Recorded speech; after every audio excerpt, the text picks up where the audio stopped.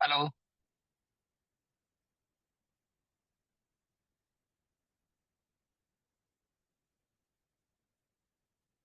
Hello hello. मेरी आवाज आ रही है सब तक?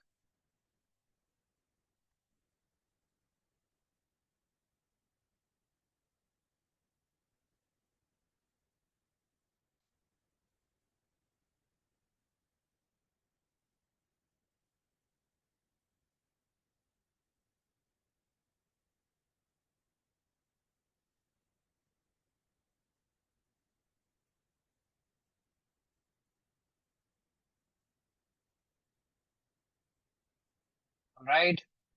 अच्छा, माफ कीजिएगा, मुझे मेरे सॉफ्टवेयर में कुछ इशू है, मुझे एक बार रीस्टार्ट करना पड़ेगा सिस्टम। आप लोग क्लास में ही रहिएगा, क्लास एंड नहीं होगी, है ना? But I will join back.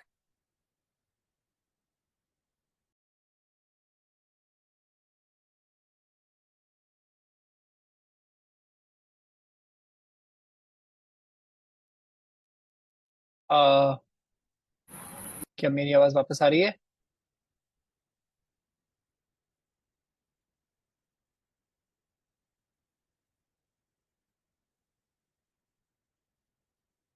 Waiting room? nobody should be in waiting room. I don't know why people are in waiting room.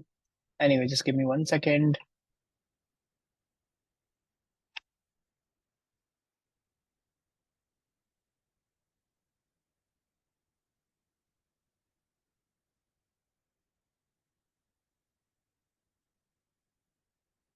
एक बार आप मुझे बताइएगा अगर आप लोगों को स्क्रीन शेयर हो रही है क्या मेरी, है ना?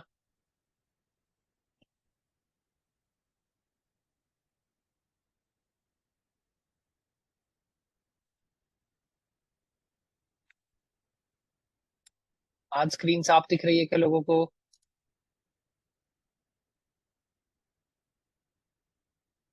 हमने टेक टीम के साथ बैठ के थोड़ा सा इशू रिजॉल्व किया था, तो अभी हमको ये पता चला है कि इफ भी अगर मैं स्क्रीन अपनी अलग से शेयर करूं, है ना, rather than through my camera, तो आई थिंक आप लोगों को साफ दिखना चाहिए। Good evening sir, today is my first class, welcome. Abhishek ji. ठीक है, आई थिंक सब बच्चों को दिख रहा है। सब लोगों को मेरी स्क्रीन पर मार्क्स भी दिख रहे हैं क्या? हैंड रेज करिएगा। मैं क्या पढ़ूंगा?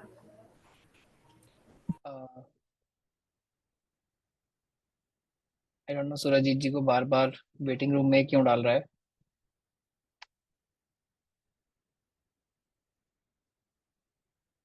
ऑलराइट, हाँ, जिन्होंने हैंड रेज किया हुआ है प्लीज स्पीक अप।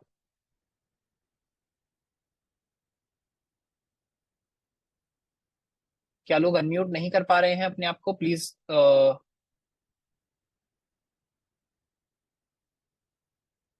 अच्छा, वीरेंद्र जी, अगर आपने अभी एकदम रिसेंटली अपना टेस्ट अटेम्प्ट किया है, तो हम मैंने रिपोर्ट शायद 1 घंटा पहले निकाली थी, तो मे बी अभी मेरा नाम नहीं आया हो, बट आप अपनी परफॉर्मेंस ऑब्वियसली जज कर सकते हैं। सब लोगों को अपना परफॉर्मेंस दिख रहा होगा। ओके। माफ कीजिएगा, थोड़ा सा कंफ्यूजन है क्योंकि आज मैंने फिर से क्लास का सेटअप थोड़ा सा चेंज किया है। अ, क्या बच्चे अपने आप को अनम्यूट अनम्यूट कर पा रहे हैं? एक बार कोई अनम्यूट करके बोलेगा क्या? हेलो। हाँ, यस यस सर। सर, ठीक है हो ठीक है, रहा हाँ, ठीक है ठीक है है ठीक सर, है ठीक हो है, रहा काफी है सारे सर। लोग थोड़ा अनम्यूट। स्क्रॉल करिए। अच्छा। तो थोड़ा देखिए, अपने जी मार्क्स सर, तो आपको आवाज आ पता रही चल है। ही गए होंगे, अपने मार्क्स और परसेंटाइल तो आपको पता चल गए होंगे, है ना? अ, बस मैं यहाँ पे एक बार आपको दिखाना चाह रहा था। देखिए, टेस्ट थोड़ा सा इजी लेवल का था, इसलिए आपको दिख रहा होगा कितना टफ कंपटीशन है ऊपर, है ना? अभ्यास जी के तो 50 में से 50 आ गए, कॉन्ग्रेचुलेशन अभ्यास जी। मुझे नहीं लग रहा कि मैं भी ये टेस्ट अटेम्प्ट करता तो मेरे 50 में से 50 आ जाते हैं। कहीं ना कहीं शायद एक आध क्वेश्चन की गलती हो सकती थी, है ना? तो उन्होंने गलती तो की ही नहीं, बाकी लोगों ने आई थिंक बेसिकली छोड़ा तो क्वेश्चन किसी ने नहीं है, इसलिए सबको -0.5 भी मिला है मुझे लग रहा है। देखिए, सेकंड प्लेस पर कितना टाई है, बट उसके बाद भी अनुभव करंट जी ने देखिए सिर्फ 9 मिनट में कर दिया है टेस्ट, है ना? तो मैं इसकी जो बेसिकली जो श्रेय है वो अपने आप नहीं लूंगा, है ना, क्योंकि मुझे पता है काफी सारे लोगों ने एचटीएमएल पहले से पढ़ा हुआ होगा। ऐसा नहीं है कि मेरी वजह से आप लोग इतना अच्छा सीख गए, बट जिसने भी अच्छा किया है बहुत अच्छी बात है। और जिन लोगों ने टेस्ट अटेम्प्ट नहीं किया है, आज क्लास में बैठे हैं, मैं फिर से बोलूंगा, हम ये रिपोर्ट टाइम टू टाइम निकालते रहेंगे। प्लीज टेस्ट अटेम्प्ट करिएगा। टेस्ट से ही मुझे पता चलेगा कि आपका जो परफॉर्मेंस है वो किस तरह से चल रहा है। हमारे मेंटर्स इस टेस्ट को देखेंगे, इंडिविजुअली आपसे बातचीत करेंगे, जिनके मार्क्स कम है उनको कैसे इंप्रूव करना है, क्या चीजें और पढ़नी है। तो प्लीज टेस्ट अटेम्प्ट जरूर करिएगा। चलिए अब इसके बाद हम शुरू करते हैं अपनी लास्ट एक्सरसाइज जो हमने की थी, है ना। अ, एक बार मैं इसको पढ़ देता हूँ दोबारा। अगर ऐसा लगेगा कि औरंगजेब जी बोल रहे हैं he is at row number 15। अच्छा नहीं, देखिए रो नंबर 15 जो है वो एक्चुअली हमारी मेंटर है, उन्होंने टेस्ट अटेम्प्ट किया था, तो ये शायद उनका होगा, I am assuming, if you are talking about that row. नहीं प्रदीप जी, आपको आपको जो भी प्रदीप यस सिंह सर, जी हैं वो वो मेरी टाइम स्क्रीन ना का कंट्रोल लेने की कोशिश कर रहे 10.73 हैं। शो हो रहा है, दैट्स व्हाई थोड़ा सा वरीड था कि इतना कम कैसे हो सकता है वो। क्या, सॉरी एक बार दोबारा बोलिएगा। ये जो टाइमिंग है ना 15 रो का, जो टाइमिंग है ना हाँ 3.73 जो शो हो रहा है, उस पे थोड़ा सा था कि ये बहुत कम टाइम है, इतने में अच्छा कैसे अटेंड हुआ। देखिए ये सुष्मिता आपकी लीड मेंटर हैं, सुष्मिता झा मैडम। ये इन्होंने एक बार जब पूरा टेस्ट हाँ बन गया हाँ था तो हाँ, मैंने आई इनको नो। बोला था अटेम्प्ट करने के लिए, तो आई थिंक इन्होंने वो ओके, अटेम्प्ट किया है, वाह, तो ये उसकी वजह से है। Okay okay, thanks. बिल्कुल, अदरवाइज 3 मिनट्स में तो 50 क्वेश्चन अगर कोई कर पा रहा है तो ये बहुत ही ज्यादा अच्छी परफॉर्मेंस है। वैसे देखिए 7 मिनट में करने वाले हैं प्रशांत, ये मैं नहीं हूँ, मेरे को नहीं पता कौन है ना। बट हाँ मतलब कम टाइम में करने वाले भी हैं, बट हालांकि अगर आपका टाइम इतना कम लग रहा है तो बेहतर होता अगर आप थोड़ा और टाइम लगा के सारे क्वेश्चन ठीक करने की कोशिश करते। बट हाँ, टेस्ट देखिए इसी लेवल का था थोड़ा सा कि आप पढ़ के आपको समझ आ जाएगा कि क्या आंसर है। बहुत ज्यादा सॉल्व करने के लिए नहीं था ऑब्वियसली, क्योंकि फर्स्ट वीक हुआ है क्लास का, भी सब इंट्रोडक्शन ही कर रहे हैं HTML का, CSS का, तो अभी इसी टाइप के क्वेश्चन होंगे। आप देखेंगे वीक ऑन वीक जैसे जैसे हम करेंगे, कोशिश करेंगे थोड़ा सा और टफ टेस्ट हो। आपको जो अपना परफॉर्मेंस जज करना है, देखिए किसी भी टेस्ट में, अभी जब थोड़े से मुश्किल टेस्ट होंगे तब भी, अभी आसान है तो बहुत लोगों के बहुत अच्छे मार्क्स हैं, है ना। तो आप देखिए 30 मार्क्स से ऊपर भी, बेसिकली 82, सिर्फ 91 लोगों का डेटा मेरे पास है, मोस्टली लोगों के 30 से ज्यादा मार्क्स आए हैं, है ना। जिनके कम आए उनको एक बार देखना चाहिए। नीरज जी, मेरे को पता नहीं है आप वही, अच्छा इन्होंने तो 0.6 मिनट्स में यानी आधे मिनट में ही टेस्ट सबमिट कर दिया है, तो शायद वो इंटरेस्टेड नहीं थे, पर जो भी है ना। तो देखिए थोड़ा सा टेस्ट आसान था, आपको जज करना चाहिए परसेंटाइल कि आप बाकी लोगों के रिस्पेक्ट में कहाँ पर खड़े हुए हैं। तो देखिए साइड में परसेंटाइल भी आ रहा है, तो परसेंटाइल आपको उस हिसाब से पता चल जाएगा। एनीवे ये पहला टेस्ट था, लेना सीरियसली है, टेस्ट देना सीरियसली है कि अटेम्प्ट करना है ना। मैं आपकी क्वेरीज वगैरह जो है वो भी इसी हिसाब से लूंगा कि कौन लोग टेस्ट को सीरियसली ले रहे हैं, मैं भी उनकी क्वेरीज उसी हिसाब से सीरियसली लूंगा, है ना। तो ठीक है, बस इतना ही मेरे को बात करनी थी टेस्ट के बारे में। अब आ जाते हैं अपनी स्क्रीन पर और बात करते हैं सबसे पहले जो हमने लास्ट क्लास किया था HTML के कोर कॉन्सेप्ट। HTML को एक लेवल हम ऊपर लेकर गए थे, उसका हमने समझे थे basically semantic tags, non semantic tags, और उसके बहुत सारे एग्जांपल्स हमने देखे थे। तो यहाँ पर आज हम समझने की कोशिश करेंगे कि बेसिकली जो हमारी लास्ट एक्सरसाइज है पहले वो करेंगे, और उसके बाद आज की क्लास CSS के बारे में है। CSS को थोड़ा सा नेक्स्ट लेवल लेकर जाएंगे, तो CSS पर करेंगे। एक ये फीडबैक मुझे जरूर दीजिएगा कि आज क्या नॉर्मली जिन लोगों को स्क्रीन खराब लगती है आज थोड़ी बेहतर है, या जिनके पास बहुत अच्छा इंटरनेट कनेक्शन है उनके पास भी जो स्क्रीन है वो और ज्यादा थोड़ी अच्छी हो जानी चाहिए, as far as I think, but जरूरी नहीं है। ठीक है, मेरे को जितना फीडबैक मिला है उतना मैंने ट्राई किया है। तो एक बार पढ़ लेते हैं दोबारा। पहला हमारे पास टास्क था create a page with header footer main, है ना। आपको बनाना है सेक्शन आर्टिकल असाइड टैग। मैं सारे के सारे क्वेश्चंस दोबारा से करूंगा नहीं सॉल्व। अच्छा एक, माफ कीजिएगा, 1 सेकंड के लिए मेरे को अभी यहाँ पर पॉज करना पड़ेगा।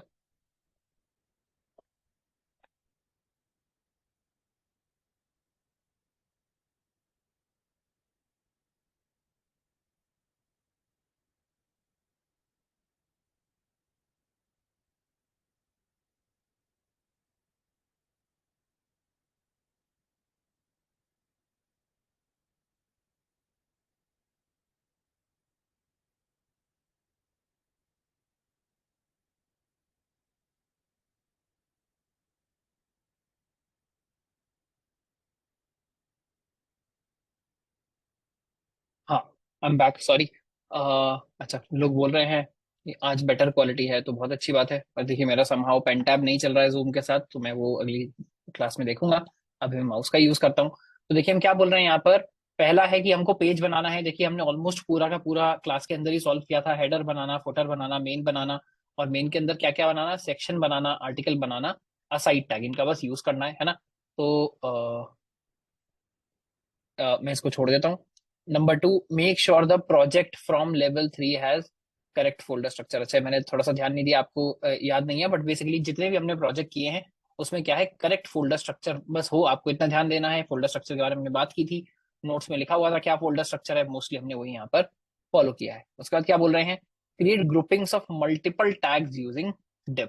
तो हमको क्या करना है, डिव का यूज करना है और मल्टीपल टैग्स की ग्रुप बनाने, यानी बस एक डिव लीजिए, उसके अंदर 2 3 4 कोई भी टैग लगा दीजिए तो उससे एक डिव का ग्रुप बन जाएगा। और number 4, create navigation two important sections of your page. देखिए हमने क्लास में भी सॉल्व किया था कैसे, हैश लगाकर आप अपने पेज के किसी भी सेक्शन पर जा सकते हैं, सेक्शन को एक आईडी दे दीजिए और हैश लगाकर बेसिकली एचएरएफ में आप हैश के साथ वो आईडी देंगे तो बेसिकली जो आपका पेज है वहीं पर नेविगेट कर जाएगा। मैं अभी इनको सॉल्व नहीं कर रहा हूँ, आप में से अगर किसी को भी इन चारों में से किसी के अंदर डाउट है तो एक बार आप कमेंट करके बता दीजिए कि सर ये वाला पॉइंट सॉल्व कर दीजिए। मैं थोड़ा टाइम वेट कर लेता हूँ, अदरवाइज फिर हम आज की क्लास स्टार्ट करते हैं। मुझे लग रहा है देखिए जो एक्सरसाइजेस थी वो भी काफी ज्यादा इजी लेवल की थी। ठीक है, यहाँ पर कोई कमेंट अभी कर नहीं रहा है तो मैं ज्यूम करता हूँ कि काफी लोग इसको कर पाए हैं सॉल्व। अब देखते हैं आज की क्लास क्या है। तो देखिए आज की क्लास हम शुरू करेंगे सीएसएस के बारे में, है ना। सीएसएस को अब नेक्स्ट लेवल लेकर जाएंगे। देखिए बैकग्राउंड कलर हमने पहले भी क्या किया था, यूज किया था, बट अब एक बार इसको फॉर्मली देख लेते हैं। बैकग्राउंड कलर हमको यूज कैसे करना है ये भी हम देख लेते हैं। बैकग्राउंड कलर हमने कैसे देखा था, बैकग्राउंड कलर हमने देखा था जब हम बेसिकली मेन के अंदर अलग अलग बेसिकली सेक्शंस बना रहे थे तो उन सेक्शंस का बैकग्राउंड कलर हमने डाला था समझने के लिए कि ब्लॉक एलिमेंट्स क्या होते हैं और इनलाइन एलिमेंट्स जो है वो क्या होते हैं। कि ब्लॉक एलिमेंट क्या करता है, अपना पूरा का पूरा विड्थ ले लेता है और जो इनलाइन एलिमेंट होता है वो विड्थ वहां पर उतनी ही लेता है जितनी उसकी रिक्वायरमेंट हो, है ना। तो अगर यहाँ पर हम बात करेंगे, देखिए बैकग्राउंड कलर का यहाँ एग्जाम्पल लेने की कोशिश की है कैसे, स्टाइल। तो स्टाइल में हमने क्या किया है, देखिए फर्स्ट, सेकेंड एंड बटन। यहाँ देखिए हमने क्या किया है, इनलाइन स्टाइलिंग डिफाइन की है इसके लिए। पहले अगर बॉडी पे आकर देखेंगे कि स्टाइल एक्चुअली हुआ किस चीज पर है, तो देखिए यहाँ पर हमने 2 डिव डिफाइन किए हैं। एक बटन टैग हमने डिफाइन किया, देखिए बटन टैग अभी हमने देखा नहीं है बट बटन टैग का भी मतलब समझ लीजिए कि बटन से एक बटन जो है वो बन जाता है ना। और हमने उसके बाद क्या किया, तीनों को एक एक बैकग्राउंड कलर यहाँ पर डिफाइन कर दिया है। फर्स्ट आईडी देखिए हैश लगाकर किया है, तो फर्स्ट आईडी के साथ जो भी होगा, सेकंड आईडी के साथ जो भी होगा, तीनों में क्या किया हमने, देखिए कलर हम ब्लैक डिफाइन कर रहे हैं। कलर ब्लैक मीन्स जो मेरा टेक्स्ट है ये होगा उसका कलर, ये भी हमने डिफाइन करके देखा था। और उसके अंदर देखिए हम क्या कह रहे हैं कि बैकग्राउंड कलर क्या होना चाहिए, पहले में रेड होना चाहिए, देखिए रेड के ऊपर रेड मेरा पेन दिख नहीं रहा है, दूसरा ग्रीन होना चाहिए और तीसरे में ब्लू होना चाहिए। तो तीनों में आपको दिख रहा है कि किस तरह से यहाँ पर ये काम हो रहा है। एक बार इसको हम चलाकर देख लेते हैं फिर भी फॉर्मली, ताकि हमारे आईडी में भी ये बेसिकली चीज आ जाए, है ना। तो यहाँ पर बंद कर देते हैं इसको, एक नया फोल्डर हमको बनाना है, नंबर बना लेते हैं 6 CSS या मोर CSS बोल देते हैं इसको, है ना, कुछ भी बोल सकते हैं। और CSS ये थोड़ा बाहर बन गया है, इसको डाल लेते हैं फर्स्ट फोल्डर के अंदर। तो मुझे लग रहा है मैंने फोल्डर नहीं बनाया, मैंने ये फाइल बना ली, तो इसको मैं एक बार डिलीट कर देता हूँ, माफ कीजिएगा, है ना। हमको बनाना है फर्स्ट फोल्डर के अंदर एक फोल्डर और CSS, है ना, 6 क्लास है हमारी, तो मोर CSS के नाम से एक फोल्डर बना लिया हमने। एक नई फाइल यहाँ पर बना लेते हैं क्या, ऐसा मेरे को लग रहा है 5th के अंदर बन गई, 5th के अंदर नहीं बनानी है हमको, 6th के अंदर बनानी है। एक नई फाइल बना लेते हैं, इसका नाम हम रख लेते हैं background.html, और साथ में इसके अंदर एक फोल्डर बना लेंगे। क्या फोल्डर, स्टाइल्स के लिए। आप इसका नाम CSS भी रख सकते हैं, स्टाइल्स भी रख सकते हैं, एक ही बात है। और इसका नाम रख देते हैं background.css, है ना। आप क्या करेंगे, जो मेरा HTML है HTML जनरेट कर लेंगे। देखिए HTML यहाँ पर जनरेट हो गया है, इसको थोड़ा सा छोटा कर लेते हैं ब्राउजर के हिसाब से और साइड से बंद कर देते हैं। फाइल तो हमारी दोनों बन गई हैं, जो 2 फाइल हमको चाहिए थी। और ये मेटा टैग्स जो है इनको हम कर देंगे रिमूव, है ना। और डॉक्यूमेंट की जगह हम दे देंगे मोर CSS। एक बार इसको रन करके देख लेते हैं, ओपन विद लाइव सर्वर। जी हाँ, देखिए मोर CSS वाला जो पेज है खुल गया, इसको हम बड़ा कर लेते हैं। हाँ। और अब क्या करेंगे, बॉडी के अंदर हम अपना डिफाइन करना जो है वो स्टार्ट करते हैं। अभी देखिए CSS को इंक्लूड नहीं किया है तो वो भी कर लेते हैं, लिंक ref2 styles background.css। और यहाँ हमने क्या किया था, कुछ डिव बनाने हैं, कुछ बटन बनाना है, कुछ भी आप बना सकते हैं। तो मान लीजिए मैं डिव बना लेता हूँ, है ना। एक डिव बना लिया, डिव के अंदर हम लिख देते हैं lorem 10, है ना। एक हम बना लेते हैं पैराग्राफ, पैराग्राफ के अंदर भी हम लिख देते हैं दिस इज अ पैराग्राफ। और क्या बना लेते हैं, एक बना लेते हैं हम हेडिंग, है ना। मान लीजिए एक H2 हेडिंग बना लिया, this heading is at the bottom. ये 3 है बेसिकली चीजें हमने यहाँ पर बना ली हैं। अब हमको इनके स्टाइल्स डिफाइन करने हैं, तो क्या करते हैं, इनको एक एक आईडी दे देते हैं। तो आईडी पहले जो डिव है मेरा, इसको क्या देंगे, मान लीजिए इसकी आईडी दे देते हैं my_div। सबकी आईडी बेसिकली इसी थीम पर हम दे देते हैं। इसको मैं क्या बोलूंगा, my_paragraph। एंड जो हेडिंग है इसको हम दे देंगे my_की जगह हेडिंग, है ना। इसको भी मैं बोल देता हूँ पैरा। अब ये तीन बेसिकली हमारी हेडिंग्स हैं, इन तीनों को हमको डिफाइन करना है माई डेव। टारगेट कैसे करेंगे? बेसिकली आईडी टारगेट कर रहे हैं हम तीनों की, वैसे तो क्योंकि तीनों अलग अलग एलिमेंट्स हैं, हम चाहते तो क्या टारगेट कर सकते थे, तीनों पर एलिमेंट सिलेक्टर भी टारगेट कर सकते थे, है ना। पर जनरली क्या टारगेट किया जाता है, या तो आईडी या actually in most of the cases class. तो हम इनको एक एक क्लास बनाकर भी असाइन कर सकते हैं और क्लास को भी हम टारगेट कर सकते हैं। अब हमको क्या करना है, देखिए कलर तो डिफाइंड ही है, एक बार मैं बोलता हूँ बैकग्राउंड कलर, है ना। बैकग्राउंड कलर क्या देंगे, कुछ अच्छा सा बैकग्राउंड कलर यहाँ से देते हैं, मान लीजिए ब्लू वायलेट, है ना। देखिए मैंने डिफाइन कर दिया, तो इस डिव का कलर हो गया ब्लू वायलेट। पैराग्राफ को एक कलर देना है, फिर से देते हैं बैकग्राउंड कलर, है ना। इस बार क्या दे देते हैं यहाँ पर, इसको दे देते हैं टर्कोइज। और जो मेरा हेडिंग है इसको हम दे देते हैं, कुछ भी आ जाए जो बीच में, कॉन्फ्लिक्ट ब्लू। तो देखिए आपको दिख रहा है तीनों के बीच में कुछ कुछ गैप आ गया है, बट तीनों में हम क्या कर पाए, जो बैकग्राउंड कलर है वो डिफाइन कर पाए हैं। कलर भी हमने देखा था, अगर किसी में कलर हम डिफाइन करना चाहें, मान लीजिए जो लास्ट वाला है इसमें हम बोलते हैं टेक्स्ट का कलर कुछ और हो जाए, तो कलर को हम यहाँ क्या दे देते हैं, मान लीजिए रेड दे देते हैं। तो देखिए लास्ट वाले में क्या होगा, जो टेक्स्ट का कलर है वो रेड हो गया, जो बैकग्राउंड कलर है वो बैकग्राउंड से आ गया। तो अब दोनों प्रॉपर्टीज हमको समझ आ गई हैं कि कलर से कैसे कलर आता है, और बैकग्राउंड कलर जो है उससे कैसे आप कोई भी, जहां तक आपका एरिया है वहां तक आप बैकग्राउंड कलर जो है वो किस तरह से दे सकते हैं, है ना। तो तीनों हमने टारगेट करके देख लिया, तीनों कलर हमने डिफाइन करके देख लिया। हमारे नोट्स में क्या था, sets the background colour of an element, कोई भी एलिमेंट हो आपका उसका बैकग्राउंड कलर सेट कर सकते हैं। सिंटैक्स से आप लिखिए बैकग्राउंड हाइफन, देखिए याद रखिएगा स्पेस लगाकर नहीं लिखना है, डैश लगा, बेसिकली डैश है, हाइफन यहाँ पर लगाकर लिखना है, अंडरस्कोर लगाकर नहीं लिखना है। कैसे लिखना है, बैकग्राउंड हाइफन कलर, कोलन लगाएंगे, उसके बाद आप अपना जो भी कलर है वो देंगे और सेमीकोलन लगाएंगे। This enhances the visual appeal and contrast of web page. Obviously web pages में चाहे सेक्शंस में हमको लगाने हो, किसी भी तरह पे लगाने हो, हम क्या करेंगे, अलग अलग कलर जो है वो लगाते रहेंगे, ठीक है। अगला क्या है, बैकग्राउंड कलर तो हमने थोड़ा सा पहले यूज भी कर लिया था। अब देखिए मेन यहाँ पर आज की क्लास में अगर एक चीज हम सीख कर जाएंगे सबसे इंपॉर्टेंट, तो वो है कलर सिस्टम। अभी तक हमने क्या किया है, हमने टेक्स्ट का कलर डिफाइन किया है, बैकग्राउंड का कलर डिफाइन किया है, बट एक क्वेश्चन भी पूछा था किसी ने बेसिकली एक दो क्लासेस पहले, कि सर कितने कलर्स हैं जो हम पिक कर सकते हैं। तो मैंने बोला था देखिए इनफाइनाइट कलर हैं, जितने भी कलर हो सकते हैं, इनफाइनाइट मतलब मैं ऐसे ही बोल रहा हूँ, आपके सिस्टम की एक लिमिट होगी, पर बेसिकली 65 मिलियन कलर्स, ये बेसिकली आम बात है कि इतने सारे कलर्स आपका सिस्टम सपोर्ट करता हो, है ना। जो बहुत पुराने सिस्टम आया करते थे वो भी कितना, आई थिंक 64-65,000 कलर सपोर्ट किया करते थे। आजकल के सिस्टम और आजकल जो मॉनिटर हैं आपके वो तो बहुत सारे कलर सपोर्ट करते हैं। तो ये इतने कलर के नाम कैसे याद रखेंगे यार, 65 मिलियन मतलब 6.5 करोड़ कलर्स के नाम हमको याद रखने पड़ेंगे। तो देखिए कलर्स के नाम जो है वो एक पॉइंट तक ही डिफाइन किए जाते हैं, उसके बाद क्या होते हैं, शेड्स होते हैं, या कलर सिस्टम को हम यूज करते हैं। तो वो कैसे यूज करते हैं देखिए वो देखेंगे। तो सबसे पहले हम बोल रहे हैं कलर सिस्टम बेसिकली काम किस तरह से करता है, कलर थ्योरी को हम यहाँ पर पढ़ने की कोशिश करेंगे, और कितने तरह के सिस्टम होते हैं कलर को डिफाइन करने के लिए। देखिए जैसे हमारी यूनिट्स हैं, एक चीज पर कभी कोई एग्री नहीं कर सकता, है ना। हम बेसिकली मान लीजिए हम इंडिया में, हम कौन सी जो यूनिट है वो यूज करते हैं, बचपन में हमने पढ़ा था एसआई यूनिट जो हम यूज करते हैं, स्टैंडर्ड यूनिट्स, है ना।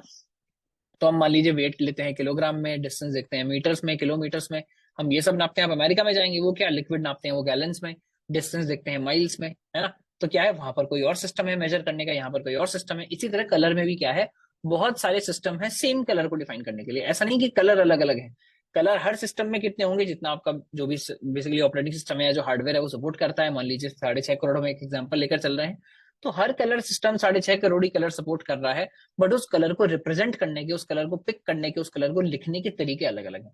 तो वो 2-3 तरीके हम देखेंगे, और उसके बाद देखेंगे मोस्ट प्रेफर्ड तरीके 2 हैं जो जनरली यूज किए जाते हैं, और उन्हीं पे हम ध्यान देंगे, है ना। जितने प्रैक्टिकल प्रोजेक्ट्स मैंने किए हैं, जहां भी देखा है हर जगह मोस्टली 2, बल्कि एक ही एक हैश वाला जो सिस्टम है जो हम आगे देखेंगे वही जनरली यूज किया जाता है ना। तो पहले हमको देखना है कि कलर बेसिकली बनते कैसे हैं, इतने सारे जो कलर हैं 65 मिलियन कलर्स, ये बनते कैसे हैं। तो देखिए एक मॉडल है आरजीबी मॉडल, यानी this creates colour by mixing red, green and blue light sources. यानी आप ये मानकर चलिए कि ओरिजिनली सिर्फ 3 ही कलर होते हैं, है ना, रेड, ब्लू और ग्रीन। बेसिकली जितने कलर लड़कों को समझ आते हैं, क्या, रेड, ब्लू और ग्रीन, ये 3 ही कलर हैं जो जनरली पाए जाते हैं।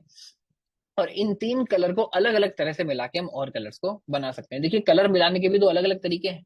एक, हम जब बचपन में वाटर कलर करते थे तब भी हम अलग अलग कलर मिलाया करते थे।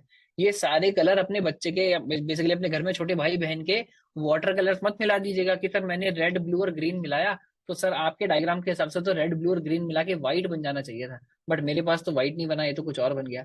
देखिए लिक्विड कलर्स की भी एक पूरी साइंस होती है, उसके भी अलग तरीके होते हैं कि वहां लिक्विड कलर में आपको कलर एग्जैक्टली मैच कैसे करना है, यहाँ हम क्या देख रहे हैं, लाइट्स का कलर, यानी अलग अलग लाइट्स अगर एक जगह पर होंगी तो हम कलर कैसे मैच करेंगे। देखिए आपको ये समझ भी आना चाहिए जिन लोगों को नहीं पता है, पहले जब ब्लैक एंड व्हाइट टीवीज हुआ करते थे, है ना, तो क्या होता था, पता नहीं आप में से शायद मोस्टली लोगों ने कभी देखा भी है या नहीं, है ना। जैसे आजकल बड़ी पॉपुलर बात चल रही थी, एक बहुत पॉपुलर सीरीज है कोटा फैक्ट्री करके, अगर आप में से कुछ लोगों ने देखी है एक बार कमेंट करके बताइए, बहुत जैसे कोई कमेंट आया भी नहीं है, लोगों ने कोटा फैक्ट्री देखा है या नहीं देखा है।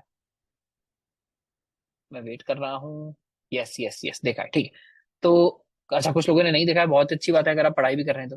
देखिए पर मैंने अभी कहीं पर मैं देख रहा था कि वो सीरीज के बारे में एक पॉपुलर बात थी कि वो कलर क्या है, वो सीरीज क्या है, वो ब्लैक एंड व्हाइट में शूट हुआ है पूरा, है ना। तो आजकल के टाइम में भी कोई ब्लैक एंड व्हाइट में शूट कर रहा है, वो सीरीज देखेंगे तो वो सपोजिटली ब्लैक एंड व्हाइट में है। मुझे भी एक्चुअली बात याद नहीं थी जबकि मैंने शायद वो सीरीज देखी है।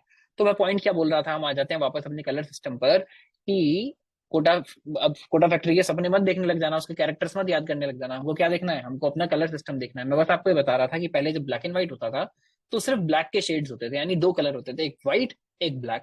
और ब्लैक एंड व्हाइट में क्या होता है, अलग अलग तरह के बेसिकली दोनों का मिक्सचर है, कहीं पर थोड़ा ज्यादा ब्लैक होगा, फिर थोड़ा कम ब्लैक होगा, थोड़ा कम ब्लैक होगा, बस उन्हीं सारे शेड से आप सब कुछ दिखाते हैं। फिर जब कलर्ड स्क्रीन हमारी आनी शुरू हुई तो कलर्ड स्क्रीन में क्या होता है, हर अगर आप स्क्रीन में देखेंगे अंदर जिसको पिक्सल बोलते हैं, अगर आप जैसे मैं जब बहुत छोटे बच्चे थे ना तो एकदम आंख लगा के टीवी से देखते थे कि कुछ दिख रहा है क्या, तो वहां क्या होता है, आपको जो पुराने टीवीज हुआ करते थे, आजकल तो शायद नहीं दिखेगा, पर पहले ना अलग अलग कलर्स दिख जाया करते थे जब आप टीवी के बहुत पास से देखेंगे, तो आज भी शायद दिख जाए, आप एक बार झांक कर देखिएगा। ऐसा ना हो और अकेले में देखिए, कोई ऐसा ना समझे कि बच्चा पागल हो गया क्या कर रहा है, एकदम स्क्रीन से मुंह लगाकर, इतने बड़े टीवी से मुंह लगाकर आंख लगाकर देख रहा है ना। पर होता क्या है, देखिए हर एक पॉइंट जो आपको दिखता है टीवी पर थोड़ा सा दूर से, उस हर एक पॉइंट के पीछे तीन अलग अलग लाइट्स होती हैं, छोटी छोटी एलईडीज होती हैं, जो एक रेड कलर की होती है, एक येलो कलर, सॉरी एक रेड कलर की होती है, ग्रीन कलर की होती है, ब्लू कलर की होती है। और उन तीनों में अलग अलग इंटेंसिटी की बेसिकली लाइट पास की जाती है, जिससे वो अलग अलग इंटेंसिटी की लाइट छोड़ते हैं, और वो तीनों लाइट मिलकर अलग अलग कलर, ये जो हम बात कर रहे हैं 6.5 करोड़ कलर, सिर्फ इन तीन कलर्स की अलग अलग इंटेंसिटी को मिलाकर बन जाते हैं, है ना। तो कलर थ्योरी क्या है, अगर कलर थ्योरी एक लाइन में समझना हो तो कलर थ्योरी है इन तीन कलर्स को, यानी रेड को, ग्रीन को, ब्लू को अलग अलग क्वांटिटीज में मिक्स करके, क्वांटिटी मतलब लाइट की quantity, again liquid colour imagine नहीं करना है, इन तीन कलर्स को अलग अलग तरह से मिला के जब कलर्स बनाए जाते हैं उसको हम बोल रहे हैं कलर थ्योरी, है ना। तो और दूसरा क्या है, यहाँ बोल रहे हैं अगर लाइट ज्यादा होगी तो ब्राइटनेस भी आपकी ज्यादा होगी स्क्रीन में। जैसे आप रात में जब आप इंस्टाग्राम चला रहे हैं, कुछ भी कर रहे हैं, तो फोन में क्या करते हैं, ब्राइटनेस का स्लाइडर कम कर देते हैं। तो क्या है, वो है अमाउंट ऑफ लाइट की, लाइट कितनी ज्यादा है। अगर तीनों लाइट सेम इंटेंसिटी पे हैं तो कलर तो आपको व्हाइट दिखेगा, पर वो व्हाइट कितना ज्यादा दिखेगा डिपेंड करेगा कि तीनों की इंटेंसिटी क्या है। अगर तीनों में से एक भी कम होगा तो कलर जो है वो चेंज होने लगेगा, और आपको इसी तरह से दिखेगा क्या, अगर मान लीजिए आप सिर्फ रेड और ब्लू को मिला लें और ग्रीन लाइट को बंद कर दें तो आपको कलर मिलेगा मजेंटा। अगर आप रेड और ग्रीन को मिलाएं और ब्लू को बंद कर दें तो आपको कलर मिलेगा येलो। ब्लू और ग्रीन को मिलाएं और रेड को बंद कर दें तो मिलेगा श्यान, और तीनों को पूरा पूरा एकदम इक्वल अमाउंट मिलाएंगे तो मिलेगा व्हाइट। अब ये तो हुआ एकदम बेसिक तरीका, कितने, तीन से सिर्फ हमने तीन और चार और यानी 7 कलर बनाए। इसी तरह से आपको कितने कलर बनाने हैं, 6-6.5 करोड़ कलर जो है वो आपको बनाने हैं। प्राइमरी कलर हर एक में क्या रहेगा, RGB रहेगा, है ना। तो इससे क्या है, मिलियंस ऑफ कलर की जो वेरिएशन है वो हम यहाँ पर बना सकते हैं। तो सबसे पहले अगर आपको समझना है कि कलर्स अगर मुझे कहीं से भी निकालना है तो निकालेंगे कैसे, तो देखिए कलर पिकर एक टूल होता है ना। आजकल ब्राउजर्स में आता है, इन जनरल भी आता है, आप क्या कर सकते हैं, कोई भी कलर उससे पिक कर सकते हैं, और वो क्या करेगा, आपको जितने भी पॉपुलर कलर सिस्टम्स हैं उसमें उस पर्टिकुलर कलर को कैसे रिप्रेजेंट करना है आपको दिखाएगा। तो चलिए पहले एक बार ब्राउजर पर चलते हैं और हम भी निकाल कर देखते हैं कि कलर पिकर जो है वो हम कैसे यूज कर सकते हैं, और कलर पिकर से अलग अलग कलर्स को जो है कैसे निकालना है। तो सबसे आसान तरीका क्या है, आप गूगल पर जाइए, है ना। हम चलते हैं गूगल बाबा के पास, गूगल बाबा को कर लेते हैं थोड़ा सा बड़ा। अब यहां मैं लिखता हूं कलर पिकर, देखिए मैंने लिख दिया कलर पिकर। अब देखिए कलर की भी डेफिनेशन थोड़ा इंग्लिश, मैं डेफिनेशन कह रहा हूँ, स्पेलिंग जो है वो यूएस की इंग्लिश में, ब्रिटिश इंग्लिश में अलग अलग है, तो आप COLOR लिखें, COLOUR लिखें, दोनों ही ठीक है। पर देखिए जैसे मैंने किया है, क्या है, कहीं ब्लू पर ये सेट है। अभी मैं क्या करता हूँ, देखिए ब्लू का ये जो पहला स्लाइडर है आप इसको कहीं पर भी ले जा सकते हैं। मेरे को तो रेड वाले कलर चाहिए, तो पहले आप यहाँ जाइए और देखिए उसमें अलग अलग शेड जो है ये दिखा रहा है, ब्लू चाहिए, मजेंटा चाहिए, रेड चाहिए, जो भी कलर आपको चाहिए पहले यहाँ से सेट कीजिए। उसके बाद यहाँ से आप एग्जैक्ट जो भी शेड आप निकालना चाहते हैं, देखिए लेफ्ट में वो प्रीव्यू दिखा रहा है, राइट में दिखा रहा है आप क्या पिक कर रहे हैं। थोड़ा डार्क ग्रीन चाहिए तो नीचे आ जाइए, लाइट ग्रीन चाहिए तो ऊपर चले जाइए, बिल्कुल लाइट चाहिए, हल्का सा बस शेड चाहिए तो यहाँ चले जाइए। अब ये जो भी कलर आ गया उसके अलग अलग रिप्रेजेंटेशन से आपको यहाँ पर दिखा रहा है ना। सबसे पॉपुलर रिप्रेजेंटेशन क्या है, सबसे पॉपुलर रिप्रेजेंटेशन है हेक्स रिप्रेजेंटेशन जिसको बोलते हैं। अभी हम समझेंगे इसका क्या मतलब है और इसको किस तरह से यूज करते हैं। तो सबसे पॉपुलर रिप्रेजेंटेशन है हेक्स, उसके अलावा है RGB, CMYK, HSV, HSL और उसके अलावा भी बेसिकली यहाँ पर ये अलग अलग टूल्स आपको दिखा रहा है जो आप यहाँ पर यूज कर सकते हैं। इसके अलावा भी और 2-4 तरीके होते हैं कलर को रिप्रेजेंट करने के, है ना। पर हम कौन से 2 तरीके देखेंगे, हम देखेंगे हेक्स कैसे जनरली यूज करते हैं और RGB का एक्चुअली यहाँ पर क्या मतलब है ना। अभी तो ये हुआ कि कलर मुझे यहाँ से पिक करना है। एक तरीका ये भी है जो हम ब्राउजर टूल्स में भी देख सकते हैं कि मान लीजिए आपको स्क्रीन पर कहीं कुछ दिख रहा है ना, इस PPT में मान लीजिए हमको कुछ दिख रहा है, हम वापस आ जाते हैं। मान लीजिए ये वाला जो येलो कलर है, ये कलर आप पिक करना चाहते हैं कि सर ये जो आपने PPT में लगाया मेरे को तो ये कलर चाहिए। कहीं मूवी से कहीं से भी आपकी स्क्रीन पर जो भी कलर दिख रहा है आप उस कलर को जानना चाहते हैं कि ये कलर कैसे पता चलेगा। तो आप क्या कर सकते हैं, अपने जो भी ब्राउजर है उसमें राइट क्लिक कीजिए, जाइए इंस्पेक्ट में, है ना। देखिए इंस्पेक्ट मेरा अलग से खुल गया है। अगेन इंस्पेक्ट टूल की हम एक पूरी क्लास लेने वाले हैं, तो भी घबराना नहीं कि इंस्पेक्ट टूल क्या है। अभी बस आप याद कर लीजिएगा कि कैसे कहाँ पर जाते हैं, है ना। अब हम क्या करेंगे, एक्चुअली हम यहाँ से मैं एक बार इंस्पेक्ट को बंद कर देता हूँ और हम अपने वाला जो पेज था इस पे इंस्पेक्ट खोल लेते हैं। मैं यहाँ जाता हूँ, इंस्पेक्ट खोलता हूँ। मैं देखिए जैसे ही यहाँ पर इंस्पेक्ट खोलूंगा मैं इसको वैसे खोल लेता हूँ जैसे जनरली आपके पास आएगा। कैसे आएगा, ये ऐसे खुलेगा आपके पास, नीचे खुल जाएगा इंस्पेक्ट करते ही, है ना। तो इसको खोलिए। अब देखिए हम जहां पर भी थे, है ना, कोई भी एलिमेंट का जहां हम कलर सेट कर रहे हैं, तो देखिए यहाँ मान लीजिए हमने इसका कलर, टेक्स्ट का कलर रेड सेट किया है। इस रेड को जब आप एडिट करने की कोशिश करेंगे, इस रेड पर जब आप क्लिक करेंगे तो क्या होगा, यहाँ पर एक कलर पिकर देखिए खुल गया है। इस कलर पिकर में जो पेंसिल वाला आइकन आपको दिख रहा है, ये क्या है, ये है पिकर। तो एक बार इसको दबाइए। अब देखिए क्या हुआ है, एक जूम बन गया है बहुत बड़ा। इससे आप कोई भी कलर यहाँ से पिक कर सकते हैं, दूसरी स्क्रीन से पिक करना चाहें कहीं से भी कर सकते हैं। मान लीजिए जो मेरा माई पैरा वाला कलर है मैं ये पिक करना चाहता हूँ, तो आप क्या करिए, यहाँ पास में आइए, एक एक पिक्सल को देखिए बड़ा कर रहा है। जैसे ही मैं इस कलर पे आया मैं क्या करूंगा, क्लिक कर दूंगा, मैंने दबा दिया।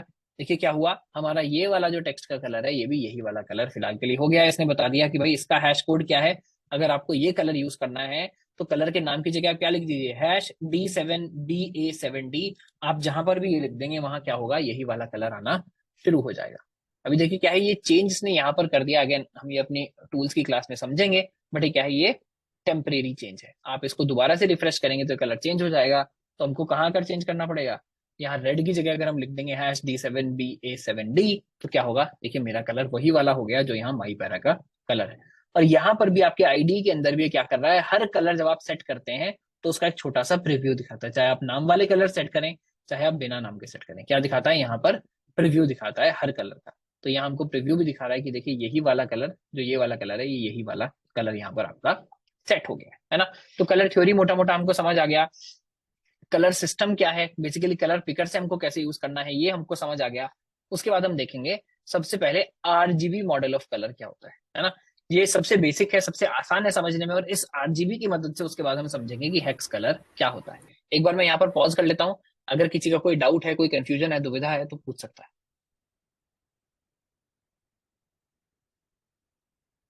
अभी ऐसा कुछ खास पढ़ाया नहीं, या सब कुछ समझ आ गया, या कुछ भी समझ नहीं आया, एक बार कमेंट में बता दीजिए कि अभी तक सब कुछ समझ आ रहा है। Yes, clear clear, yes, all right. तो मैं ज्यूम कर लेता हूँ क्लियर है, जिनको क्लियर नहीं है वो प्लीज माइक ऑन करके पूछ सकते हैं, है ना। तो पहले RGB समझने की कोशिश करते हैं, RGB क्या है। देखिए ये बात हमको समझ आ गई कि 3 कलर्स हैं जिनको हमको आपस में मिक्स करना है और नए कलर्स बनाने हैं।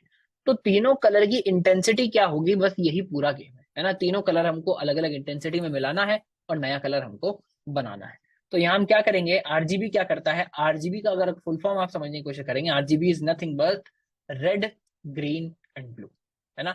ये क्या कर रहा है, रेड ग्रीन ब्लू कितना कितना इस्तेमाल करना है वही ये यहाँ पर बताता है। 3 जगह है जहां आपको ये पास करना पड़ता है, कॉमा लगा लगा कर आप लिखेंगे। एक तरह का फंक्शन कॉल है, बट आपको अभी फंक्शन कॉल नहीं समझना है, प्रोग्रामिंग हमने नहीं देखी है अभी ना, प्रोग्रामिंग में घुसिएगा। बस आप ये समझ लीजिए, आप लिखेंगे RGB, ये 2 ब्रैकेट लगाएंगे, और तीनों कलर कितनी कितनी मात्रा में आपको मिलाने हैं, है ना। जैसे किचन में होता है ना कितनी मात्रा में, तो कितनी कितनी मात्रा में आपको मिलाना है वो नंबर्स आप यहाँ पर लिखेंगे। कितना रेड मिलाना है, कितना ग्रीन मिलाना है, कितना ब्लू मिलाना है, और आपको एक RGB कलर बन के तैयार हो जाएगा। तो सिंटेक्स क्या बोला है, यूटिलाइज्ड एज RGB, इनमें तीनों में आप पास करेंगे वैल्यूज बिटवीन 0 एंड 255। तो 0 से 100 नहीं है, अगर आप सोच रहे हैं तो कहां तक।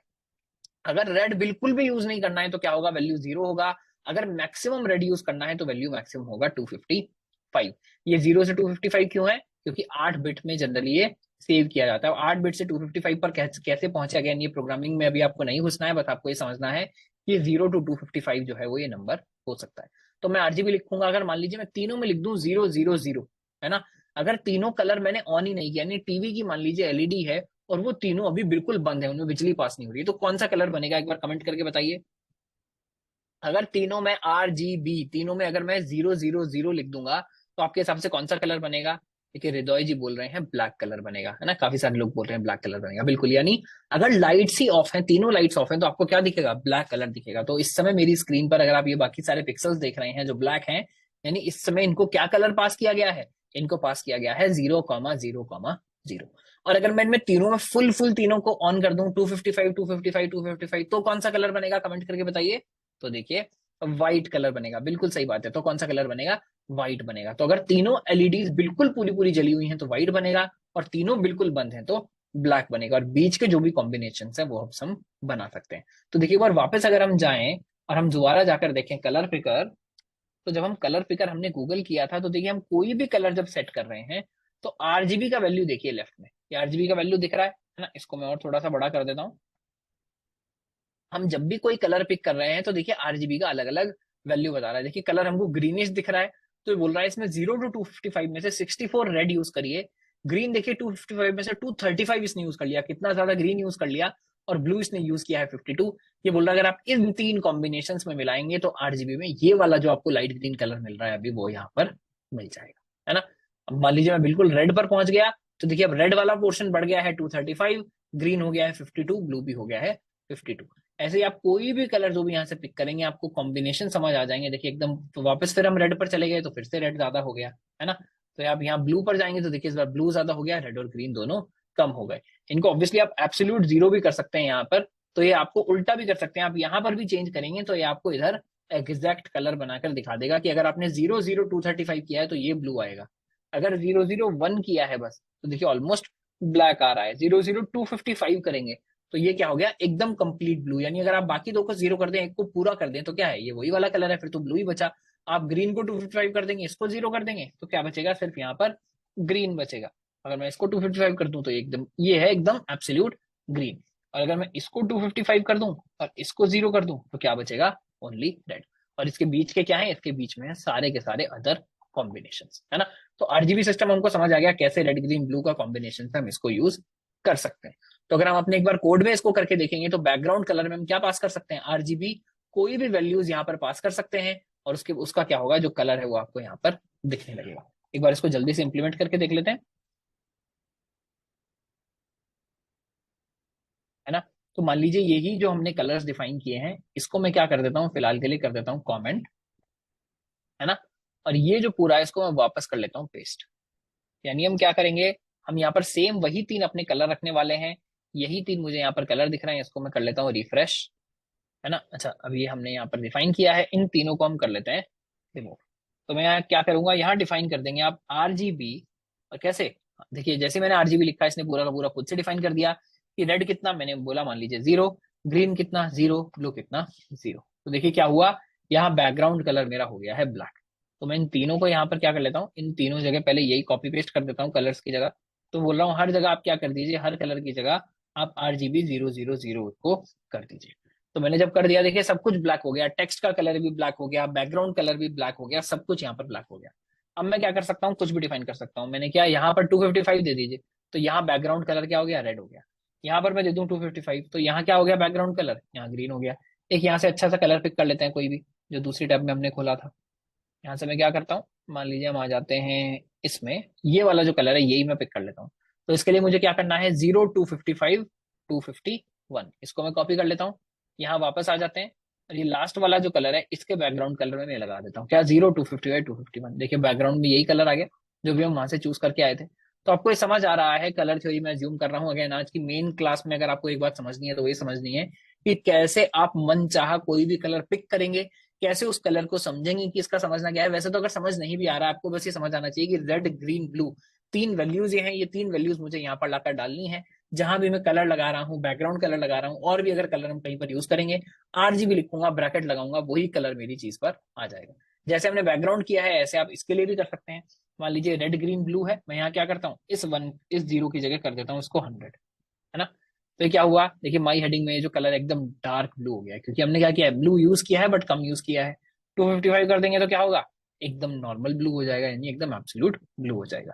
तो आपको जहां भी कलर यूज करना है आप RGB को इस तरह से वहां पर यूज कर सकते हैं। ठीक है, तो ये आरजीबी का यूज समझ आ गया। आपके नोट्स में भी हमने क्या किया है, एब्सोल्यूट वैल्यूज को यूज किया है 255, फिर 255 इस बार ग्रीन के लिए, इस बार ब्लू के लिए। तो देखिए क्या हुआ है तीनों बार, एक बार रेड बैकग्राउंड है, एक बार ग्रीन बैकग्राउंड है, एक बार ब्लू बैकग्राउंड है। एक बार ऐसे ही हमने कुछ भी रैंडम मिलाकर देखा तो देखिए ग्रीन का थोड़ा सा शेड बन गया है, जो कि ये कलर है, जिसमें हमने रेड को मिलाया 29 बार, ग्रीन को मिलाया 133 बार, ब्लू को मिलाया 48 बार। देखिए समझ देख के समझ आ रहा है कि कुछ ग्रीनिश कलर होना चाहिए, क्योंकि ग्रीन की वैल्यू सबसे ज्यादा यूज हुई है, बाकी दोनों वैल्यूज कम यूज हुई है। तो इसी तरह से यहाँ पर ये ग्रीन वाला कलर जो है वो बन गया है ना।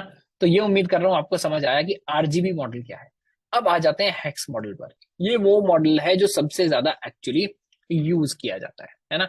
इसके लिए थोड़ी सी, अगर आपको पहले से आपने नंबर सिस्टम पढ़ा है प्रोग्रामिंग के लिए, या वैसे भी आपने मैथ्स में नंबर सिस्टम पढ़ा है, तो वो काम आएगा। अगर नहीं पढ़ा है तो एकदम बहुत बेसिक मैं आपको यहाँ पर बताऊंगा, बहुत ज्यादा। अगेन हमको कन्वर्जन्स में, इसकी टेक्निकलिटी में जाने की जरूरत नहीं है। हमारे कोर्स का मोटिव क्या है, हमको इन चीजों को यूज करना सीखना है, अच्छा डेवलपर बनना है ना। कोर फंडामेंटल कंप्यूटर साइंस पढ़ना हमारा अभी यहाँ पर जो मोटिव है वो नहीं है ना। तो यहाँ पर क्या है, हेक्साडेसिमल कोड्स हम इसमें यूज करते हैं, किसमें, हेक्स मॉडल में। तो आरजीबी वाला मॉडल आपने समझ लिया, अब हम समझ रहे हैं हेक्स मॉडल क्या है।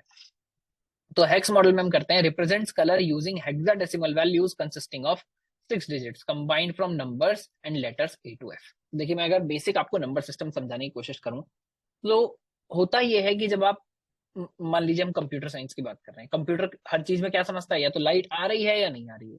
देखिए जो मशीन है उसको यही दो चीजें समझ आती हैं, लाइट आ रही है या नहीं, यानी 1 या 0। तो अब आप सुनते होंगे कि हमारा जो कोड है सारा का सारा, जो भी हम कंप्यूटर को समझाते हैं, वो कैसे जाता है, सिर्फ 0 या 1 की फॉर्म में कंप्यूटर तक पहुंचता है। हर चीज फाइनली कन्वर्ट होकर क्या बन जाती है, 0 1 कंप्यूटर के लिए बन जाती है। क्यों, क्योंकि वो दो ही नंबर समझता है, 0 या 1, यानी लाइट आई या लाइट गई। अब हम बचपन से क्योंकि एक नंबर सिस्टम पढ़ते आ रहे हैं, यानी जिन नंबर्स को हम जानते हैं उसको बोलते हैं डेसिमल नंबर सिस्टम। डेसिमल मतलब डेक का मतलब होता है 10, यानी हमारे पास कितने मैथ्स में डिजिट्स होते हैं, हमारे पास सिर्फ 10 डिजिट्स होते हैं। 0 से स्टार्ट होता है, 0 1 2 3 4 5 6 7 8 9 10, सॉरी 8 9। तो 9 पर क्या हो गया, 10 डिजिट्स हो गए हमारे। तो 0 से लेकर 9 तक, यानी 1 से लेकर 9 तक हुए 9 डिजिट्स, और हुआ 0, यानी 10 डिजिट हमारे पास होते हैं। तो हमको बड़ा नेचुरल लगता है कि 10 ही डिजिट्स होते हैं। और देखिए डिजिट्स कितने भी हो सकते हैं। ऐसा नंबर सिस्टम भी होता है जिसमें 0 से लेकर सिर्फ 7 तक डिजिट होते हैं, उसको क्या बोलते हैं, ऑक्टल नंबर सिस्टम। अब ये जो हेक्साडेसिमल है, हेक्साडेसिमल यानी डेसिमल के बाद 6, तो अगर 10 के बजाय 16 आपके पास डिजिट्स हो तो आप नंबर्स किस तरह से लिखेंगे, वो होता है हेक्साडेसिमल। यानी हेक्साडेसिमल में क्या होता है, जब नंबर्स खत्म हो जाते हैं, यानी आप 0 से काउंटिंग करना स्टार्ट करते हैं, 0 1 2 3 4 5 6 7 8 9, 9 के बाद 10 नहीं आता। यानी अभी तो हम नॉर्मल नंबर सिस्टम में क्या करते हैं, 9 पर बोलते हैं डिजिट खत्म हो गई, अब दो दो डिजिट का इस्तेमाल करना शुरू कर दो, 1 0 लिख दो, फिर 1 1 लिख दो, फिर 1 2 लिख दो। हेक्साडेसिमल क्या बोलता है, 9 के बाद लिखिए ए, फिर बी, फिर सी, फिर डी, फिर ई, फिर एफ। यानी इसमें क्या होता है, आपके पास 16 डिजिट्स होते हैं, एफ के बाद क्या आता है, एफ के बाद 10 आता है। बट इसका 10 और नॉर्मल 10 इक्वल नहीं है। इसमें क्या है, देखिए क्योंकि 6 डिजिट्स बाद में है, तो ए का 10 के बराबर, बी हुआ 11 के बराबर, सी हुआ ऐसे ही 12 13 के बराबर, ऐसे चलता जाएगा, एफ होता है 15 के बराबर। तो अगर आपने हेक्साडेसिमल में 10 लिखा है तो हेक्साडेसिमल में 10 का मतलब है 16। अगर आप थोड़े से कंफ्यूज हो गए हैं, पहले आपने नहीं पढ़ा है, तो बिल्कुल कंफ्यूज मत होइए, बस ये समझिए कि यहाँ पर जो हम नंबर 0 to 255 तक लिख रहे थे आरजीबी में, वो जब हम हेक्साडेसिमल में लिखेंगे तो उसको किस तरह से कन्वर्ट कर सकते हैं, जब हम उसको हेक्साडेसिमल में लिखेंगे तो उसको 2 डिजिट्स में आप कन्वर्ट कर सकते हो। और 2 डिजिट्स क्या होंगी, वो 0 से लेकर एफ तक कुछ भी हो सकते हैं। देखिए जो एग्जांपल लिखा है एक्चुअली गलत है, मैं नोट्स में इसको चेंज करूंगा, आर नहीं होता है ना यहाँ पर, अच्छा सॉरी, ये R R G G B B हम दिखाने की कोशिश कर रहे हैं, सॉरी नोट सही है। हम यहाँ दिखा रहे हैं कि इन 2 डिजिट्स में आप क्या लिखेंगे, रेड का आपको कितना लिखना है वो लिखेंगे, इन 2 डिजिट्स में ग्रीन लिखेंगे, इन 2 डिजिट्स में ब्लू लिखेंगे, है ना। तो आप क्या लिखेंगे, आप कहीं पर भी हैश लगाएंगे। आरजीबी हम कैसे लिख रहे थे, 2 ब्रैकेट लगा रहे थे, उसका आरजीबी वैल्यूज हम लिख रहे थे, है ना।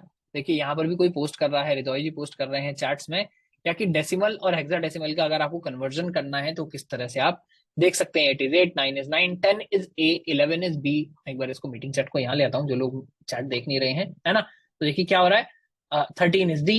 इसी तरह से बेसिकली नंबर चलते रहते हैं। बट अगेन अगर आप ये पहली बार देख रहे हैं तो अभी नंबर सिस्टम समझने की कोशिश मत कीजिएगा, थोड़ा सा ट्रिकी कॉन्सेप्ट है, एक बार बैठ के आपको समझना पड़ता है। और हमारा मोटिव वो नहीं, हमारा मोटिव है कलर मॉडल को समझना। तो बस आपको ये समझना है, जैसे आप ब्रैकेट लगाकर कर रहे थे, उसी तरह से यहाँ क्या लगाकर करेंगे, बस 2 डिजिट में नंबर आपका आता जाएगा। और हमको नंबर वैसे भी, आप ऐसा तो है नहीं कि आप बैठकर कलर मिलाकर बना रहे होंगे, आपको क्या करना है, आपको सिर्फ कॉपी करना है। तो अगर मैं वापस आकर आपको दिखाऊं जहां हम कलर पिकर यूज कर रहे थे, हर चीज में सबसे ऊपर क्या दिखा रहा है, हेक्स दिखा रहा है। तो देखिए जो 0 है वो बन गया 00, वो अभी भी 00 ही है। जो 255 है वो यहाँ पर बन गया FF, और जो 251 है वो यहाँ पर बन गया FB, है ना। अगर हम कोई और कलर ले लें तो देखिए क्या हुआ, जैसे इस बार रेड 255 हुआ तो वो बन गया FF, 153 is converted to 99 and 0 is converted to 0। But basically hex में क्या है, आप कॉमा वामा लगाकर नहीं लिखते हैं, RGB पहले डिफाइन नहीं करते हैं, आप बस लगाते हैं हैश और FF9900 आप ये लिख देंगे, तो ये भी बेसिकली सेम ही कलर की तरह यहाँ पर बिहेव करेगा, है ना। तो ये मॉडल थोड़ा सा लिखना आसान होता है, इसमें आपको कलर के लिए पूरा ब्रैकेट और 3 चीजें कॉमा लगाकर नहीं लिखनी पड़ती, आप डायरेक्टली इसको कॉपी करते हैं, पेस्ट कर देते हैं।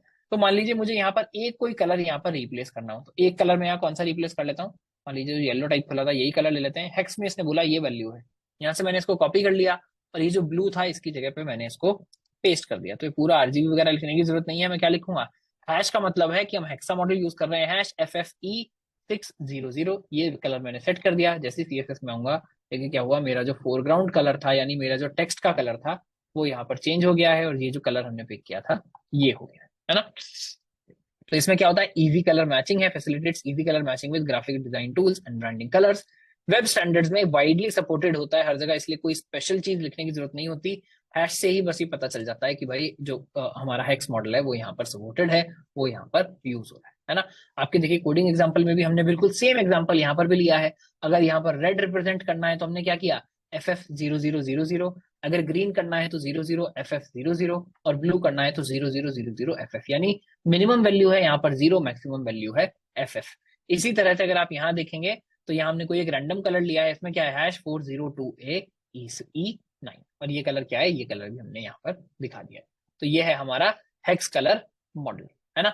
एक इसमें इसके बाद अल्फा चैनल देखेंगे। अगर यहाँ तक किसी का कोई डाउट है, किसी को कोई कंफ्यूजन है तो प्लीज माइक ऑन करके पूछ सकता है। अगर आपको सब कुछ समझ आ रहा है तो एक बार कमेंट करके जरूर बताइएगा कि हाँ सर यहाँ तक हमको बातें क्लियर हो गई हैं, हमको कलर थ्योरी समझ आ गई है, हमको ये भी समझ आ गया है कि ये दो मॉडल्स में RGB में कलर किस तरह से हम पिक करेंगे और हेक्स मॉडल में कलर किस तरह से रिप्रेजेंट करते हैं और किस तरह से पिक करते हैं। All done, got it, clear, yes sir. यार या तो सब लोग देख नहीं रहे हैं, या ऐसा कैसे हो सकता है कि किसी को कोई भी डाउट नहीं आ रहा। कितने लोग हैं आज लाइव क्लास में भी, आप देखें लोग थोड़े कम होते जा रहे हैं, यानी जो मोटिवेशन था स्टार्टिंग में वो थोड़ा अब कम होते जा रहा है। गॉट इट, गॉट इट, अच्छा सबको एकदम क्लियर है, ठीक है आगे बढ़ते हैं फिर, है ना। Sir, हृदय जी, yes sir, I want you to clear the concept of converting to decimal to hexadecimal because it will help others as well to understand these things. हृदय जी देखिए मेरे को लगता है that is out of scope for this, क्योंकि again आपको यहाँ पर ऐसा कभी नहीं होगा कि एक कलर है आपके पास जिसको कन्वर्ट करना है तो आप उसके लिए टूल्स या कैलकुलेटर यूज कर सकते हैं। मेरा अगेन मोटिव यहाँ पर ये नहीं है कि मैं कंप्यूटर साइंस के बेसिक्स पढ़ाऊं, मेरा मोटिव सिर्फ इतना है कि आपको कहीं कोई कलर पसंद आए, आपको कहीं कोई कलर यूज करना है तो आप वो टूल्स को यूज करके यहाँ पर यूज कर पाए। अगर हमको वो बताना भी होगा तो आई थिंक उसके लिए बेटर ये होगा कि मैं लाइव क्लास का टाइम ना यूज करके एक कोई छोटा सा वीडियो बनाकर कोर्स में ऐड कर दूं। मैं धीरे धीरे वो काम भी शुरू करूंगा, जो भी मुझे लगेगा क्लास से थोड़ा सा एक्स्ट्रा है या थोड़ा हाई लेवल है जो लाइव क्लास में कवर नहीं होना चाहिए, I will try record the videos and add them to the course. But again I think ये वही चीज है जो मेरे को लगता है सबको पढ़ाने की जरूरत नहीं है। So Sir, don't mind there is for a- it. Because, Sir, there is a doubt that when Yeah. we build website for the company, how to choose the best color for the website layout? देखिए बहुत अच्छी बात है। पहली बात तो आप अगर किसी क्लाइंट के लिए बना रहे हैं या किसी कंपनी के लिए बना रहे हैं तो जनरली वो कलर्स अपने आप को खुद देते हैं। आपको यहाँ पर क्या ध्यान रखना है कि मैं कैसे, वो हम आगे चल के देखेंगे कि कैसे आप कलर को हर जगह हार्ड कोड ना करें। हार्ड कोड का क्या मतलब है, मान लीजिए हमने डिफाइन कर लिया कि यार हम बहुत सारी चीजों का जो बैकग्राउंड कलर है वो ये कलर देंगे, तो हमने फोर्थ डिफाइन किया राइट, 402A-A6। आपका क्लाइंट आपको ये हैश कोड देगा, यानी जिसके लिए भी आप वेबसाइट बना रहे हैं वो आपको हैश कोड देगा कि भाई ये काम करना, ये वाला कलर मेरी थीम में यूज करना है क्योंकि मेरी कंपनी के लोगो में ये कलर यूज होता है या जो भी है ना। डेवलपर्स को ऐसा बहुत कम होता है कि आपको कलर चूज करना पड़े। मैं पर्सनली उसमें बहुत खराब हूँ, आप देख रहे हैं मैंने एग्जांपल्स में भी कैसे सिर्फ रेड ब्लू ग्रीन कलर लगाए हुए हैं, बहुत ही खराब यहाँ पर कलरिंग की हुई है। तो ये पर्सनल चीज है कि आप उसमें अच्छे हो सकते हैं, क्या अच्छा कलर कैसे चूज करना है। ऑनलाइन बहुत सारे शेड कार्ड्स आप ढूंढ सकते हैं, बट देखिए कॉम्बिनेशन कार्ड्स भी मिल जाते हैं। अगर आप सर्च करेंगे कलर कॉम्बिनेशन कार्ड्स की, किस बैकग्राउंड पर क्या फोरग्राउंड कलर होना चाहिए, क्या टेक्स्ट कलर होना चाहिए बेस्ट पढ़ाई के लिए, बेस्ट देखने के लिए, तो ये सब चीजें आपको मिल जाती हैं जो आप यूज कर सकते हैं। बट प्रैक्टिकली डेवलपर्स को ऐसा कम होता है कि उनको कलर्स खुद से डिफाइन करना हो, जनरली जो क्लाइंट है या जो कंपनी है, डिजाइनर्स हैं, वो आपको कलर डिफाइन करके देते हैं। हमारा एज डेवलपर्स काम ये है कि अगर वो मान लीजिए आता है उसके बाद बोलता है यार ये वाला कलर जो है ना थोड़ा सा स्लाइटली इसको ये चेंज कर दीजिए, तो ऐसा ना हो कि आपके पूरे कोड में वो जो कलर है वो 50 जगह बिखरा हुआ हो, है ना, और आपको जाकर वो चीज 50 जगह चेंज करनी पड़े। तो आप कैसे अपने कलर थीमिंग ऑप्शंस इस तरह से डिफाइन करेंगे, इस तरह से यूज करेंगे कि हमको सेम चीज बार बार रिप्लेस ना करनी पड़े, या जो बेसिकली जो भी क्लाइंट है वो भी एक जगह चेंज करके अपनी पूरी की पूरी वेबसाइट के चेंजेस को आराम से देख पाए। मोस्टली हमको बस यही करना है। पर कलर बेस्ट कैसे चूज करना है तो देखिए आपको हिट एंड ट्रायल करना पड़ता है बहुत बार, और बहुत बार खोल के देखना पड़ता है। Sir, is this coloring is done using the graphics card of the computer? Means this देखिए color. डिपेंड करता है, ग्राफिक कार्ड भी हो सकता है। जनरली क्या होता है, पेंट साइकिल्स हर चीज के अलग होते हैं। बहुत लोग अगर ग्राफिक कार्ड यूज कर रहे हैं, बहुत सारे सॉफ्टवेयर अगर ग्राफिक कार्ड यूज कर रहे हैं तो ग्राफिक कार्ड से यूज होगा, वरना कलर जो है वो नॉर्मली आपका जो सीपीयू है वो भी कैलकुलेट करके यहाँ पर दिखा देता है, जिससे आपका पिक्सल कैलकुलेट होकर शो हो जाता है। तो जिसके मान लीजिए बहुत सारे सिस्टम ऐसे होते हैं जिसमें ग्राफिक कार्ड है ही नहीं, तो भी कलर्स तो शो होंगे ही। तो again graphic card is generally, I wouldn't say always, but is generally an optional thing, क्योंकि होता यह है कि graphic card is just a special purpose CPU जो सिर्फ इस काम को तेजी से करने के लिए बना है। बट आप सब काम सीपीयू से भी कर सकते हैं। जो काम जीपीयू से करते हैं वो आप सीपीयू से भी कर सकते हैं। थोड़ा समय ज्यादा लगता है, थोड़े सीपीयू साइकिल ज्यादा लगते हैं बस। सर डिस्प्ले, सर जिस तरह का डिस्प्ले होता है उस तरह से भी सर कलर पे कोई इफेक्ट तो पड़ता होगा ना कि? बिल्कुल, देखिए होता ही है कई बार सेम कलर जो वेबसाइट का है वो आप अपने डिस्प्ले पर खोलेंगे तो थोड़ा अलग दिखाई देगा, मेरे डिस्प्ले पर हम खोलेंगे तो थोड़ा अलग दिखाई देगा। क्योंकि देखिए डिस्प्ले की भी एक कैपेबिलिटी है, उसने बोला तो है मैं 65 मिलियन कलर सपोर्ट करता हूँ, बट हर डिस्प्ले बिल्कुल एग्जैक्ट सेम कलर हमेशा नहीं दिखाता। इवन जब आप मान लीजिए आप कभी टीवी की दुकान में गए हो, आप दुकान में जाते हैं तो देखते हैं सेम पिक्चर सब टीवीज में चल रही होती है, बट सब में कलर्स हल्के हल्के स्लाइटली स्लाइटली आपको डिफरेंट दिखते हैं ना। वहां देखकर बड़ा मजा आता है, आप बेस्ट टीवी चूज करके लाते हैं, बट एक बार घर में लाके एक स्क्रीन लगा ली फिर इतना कोई फर्क नहीं पड़ता। तो अगर अगर जो लोग बहुत ज्यादा इसके लिए वरीड होते हैं, जो मान लीजिए टॉप यूट्यूबर्स हैं, यूट्यूब पर वीडियोस डाल रहे हैं, कलर के लिए बहुत चिंतित हैं, जो मूवीज में हैं जो कलर के लिए बहुत चिंतित हैं, तो उसके लिए ऐसे डिस्प्लेस भी आते हैं जिनको रेफरेंस डिस्प्लेस बोला जाता है, जो एग्जैक्टली जो कलर है हमेशा वही दिखाते हैं। बट अदरवाइज अगर जैसे मैंने अभी यहाँ मल्टी मॉनिटर सेटअप लगाया हुआ है, सेम कलर में एक मॉनिटर से दूसरे मॉनिटर मूव करता हूँ, कलर हल्का सा स्लाइटली चेंज हो जाता है। तो आपके हार्डवेयर मैन्युफैक्चरर पे काफी ज्यादा डिपेंड करता है कि एग्जैक्टली सेम कलर वो बिल्कुल सेम दिखाएंगे, या उनका जो हार्डवेयर है जिस तरह से वो दिखा रहे हैं, टेक्नोलॉजी कौन सी है डिस्प्ले की, एलईडी टेक्नोलॉजी होती है, बहुत सारी तरह की टेक्नोलॉजी होती है, उसमें भी क्या कलर स्लाइटली डिफरेंट आएगा। देखिए साक्षी जी भी कुछ एडवाइस दे रही हैं कि अगर कलर नॉलेज बढ़ाना है तो डिजाइन फंडामेंटल वीडियोस भी आप यूट्यूब पर देख सकते हैं, है ना। देखिए हमारे पास बहुत तरह के बहुत सारे एक्सपीरियंस वाले लोग हैं। रोहित जी। जी सर जैसे कि यहाँ पे जो फर्स्ट है, सेकंड है, थर्ड है, फोर्थ है, यहाँ पे उसका नाम जैसे कि HFF000 जो दिया हुआ है, इसको हम रीनेम कर सकते हैं कि नहीं? ये जैसे कि नाम यहाँ नहीं पे है, है सर, जैसे कि ये इसका जो नाम भी नहीं है रोहित जी, ये नंबर्स हैं। जैसे आप आरजीबी जब हम देख रहे थे तो क्या आप यहाँ ये पूछ रहे थे कि ये जो इसका नाम है 00255 क्या हम इसको चेंज कर सकते हैं? ये नाम नहीं है, ये वैल्यू है ना। सर तो जैसे यहाँ पर भी कि यहाँ जैसे पे वैल्यू, सर जैसे कि यहाँ पे बताइए। वैल्यू हम चेंज कर सकते हैं, ठीक है, यहाँ पे हाँ वैल्यू, लेकिन यहाँ पे जो उसका जो पॉइंट है जैसे कि HFF000 यहाँ पे है ना, हाँ इसको जैसे कि रीनेम हम करके यहाँ पे कुछ भी जैसे कि दूसरा नाम डाल सकते हैं कि नहीं डाल सकते हैं? बिल्कुल, कोई भी कलर आप यूज कर लीजिए। जैसे अभी मैंने यहाँ कोडिंग एग्जांपल में दिखाया है, यहाँ हमने कोई भी कलर यूज किया तो यहाँ पर हम कर पा रहे थे। मान लीजिए मैं इस एफ की जगह यहाँ पर 0 कर देता तो क्या होता, कलर आपका यहाँ यस, स्लाइटली चेंज हो जाएगा। मैं इसको फिर एफ चेंज करके 0 कर दूंगा तो यहाँ आपका कलर क्या हो जाएगा, ग्रीन हो जाएगा। तो ये बस वैल्यूज हैं। अगेन ये पहले दो रेड को रिप्रेजेंट कर रहे हैं, अगले दो ब्लू को रेड ग्रीन को रिप्रेजेंट कर रहे हैं, और लास्ट के दो ब्लू को रिप्रेजेंट कर रहे हैं। तो आप जैसे जैसे इनकी वैल्यू 0 से लेकर एफ तक चेंज करेंगे वैसे वैसे आपका कलर चेंज होते जाएगा, एग्जैक्टली जैसे आरजीबी में होता यस, थैंक यू सर है। हाँ भास्कर जी। सर एक्चुअली आपने बोला कि लाइक 65 मिलियन कलर सपोर्ट करता है अगर हेक्स सिस्टम, हम्म, और हेक्स में लाइक 6 डिजिट है मैक्स। करेक्ट। तो मतलब इसका अगर पूरा कॉम्बिनेशन में ट्राई कर लेंगे तो ये 5 मिलियन के अराउंड बनेगा, इसके ऊपर जा ही नहीं सकता है अगर तो हो कॉम्बिनेशन सकता, बना के देखें। देखिए जो 65 मिलियन है हो सकता है वो हेक्स नहीं हो। आई मिस मतलब आई मिस रिमेंबर। मैंने जनरली देखा है जब डिस्प्लेज के बहुत सारे एड्स आते हैं तो modern displays generally support 65 million, तो that might not be hex, that might be some different colour thing that basically TV support. हमारे जो ब्राउजर हैं, जो सिस्टम अभी हम पढ़ रहे हैं, इसमें जितने भी अगर आप मल्टीप्लाई करके देख लीजिए 255 इंटू 255 इंटू 255 कितना बन रहा है, उतने ही कलर्स हम मैक्सिमम सपोर्ट यहाँ पे कर पाएंगे। आप जो कैलकुलेशन कर रहे हैं बिल्कुल ठीक है। Okay, thank you. Alright, I think अभी तक के डाउट्स क्लियर हैं। इसके बाद हम जो कलर्स है वो हमने देख लिया है। उससे अगला चीज क्या है? उससे अगला चीज है अल्फा चैनल। अल्फा चैनल का क्या मतलब है? तो देखिए आरजीबी का ये एक्सटेंशन है एक टाइप का, आरजीबी ए। तो आरजीबी तो हमने देख लिया, रेड ग्रीन ब्लू। अब ए क्या है? RGB extension includes alpha for opacity control. Opacity का क्या मतलब है, बस पहले आप ये समझ लीजिए। देखिए जैसे शीशा है, आप अपने फोन का कोई ट्रांसपेरेंट केस खरीद कर लाते हैं।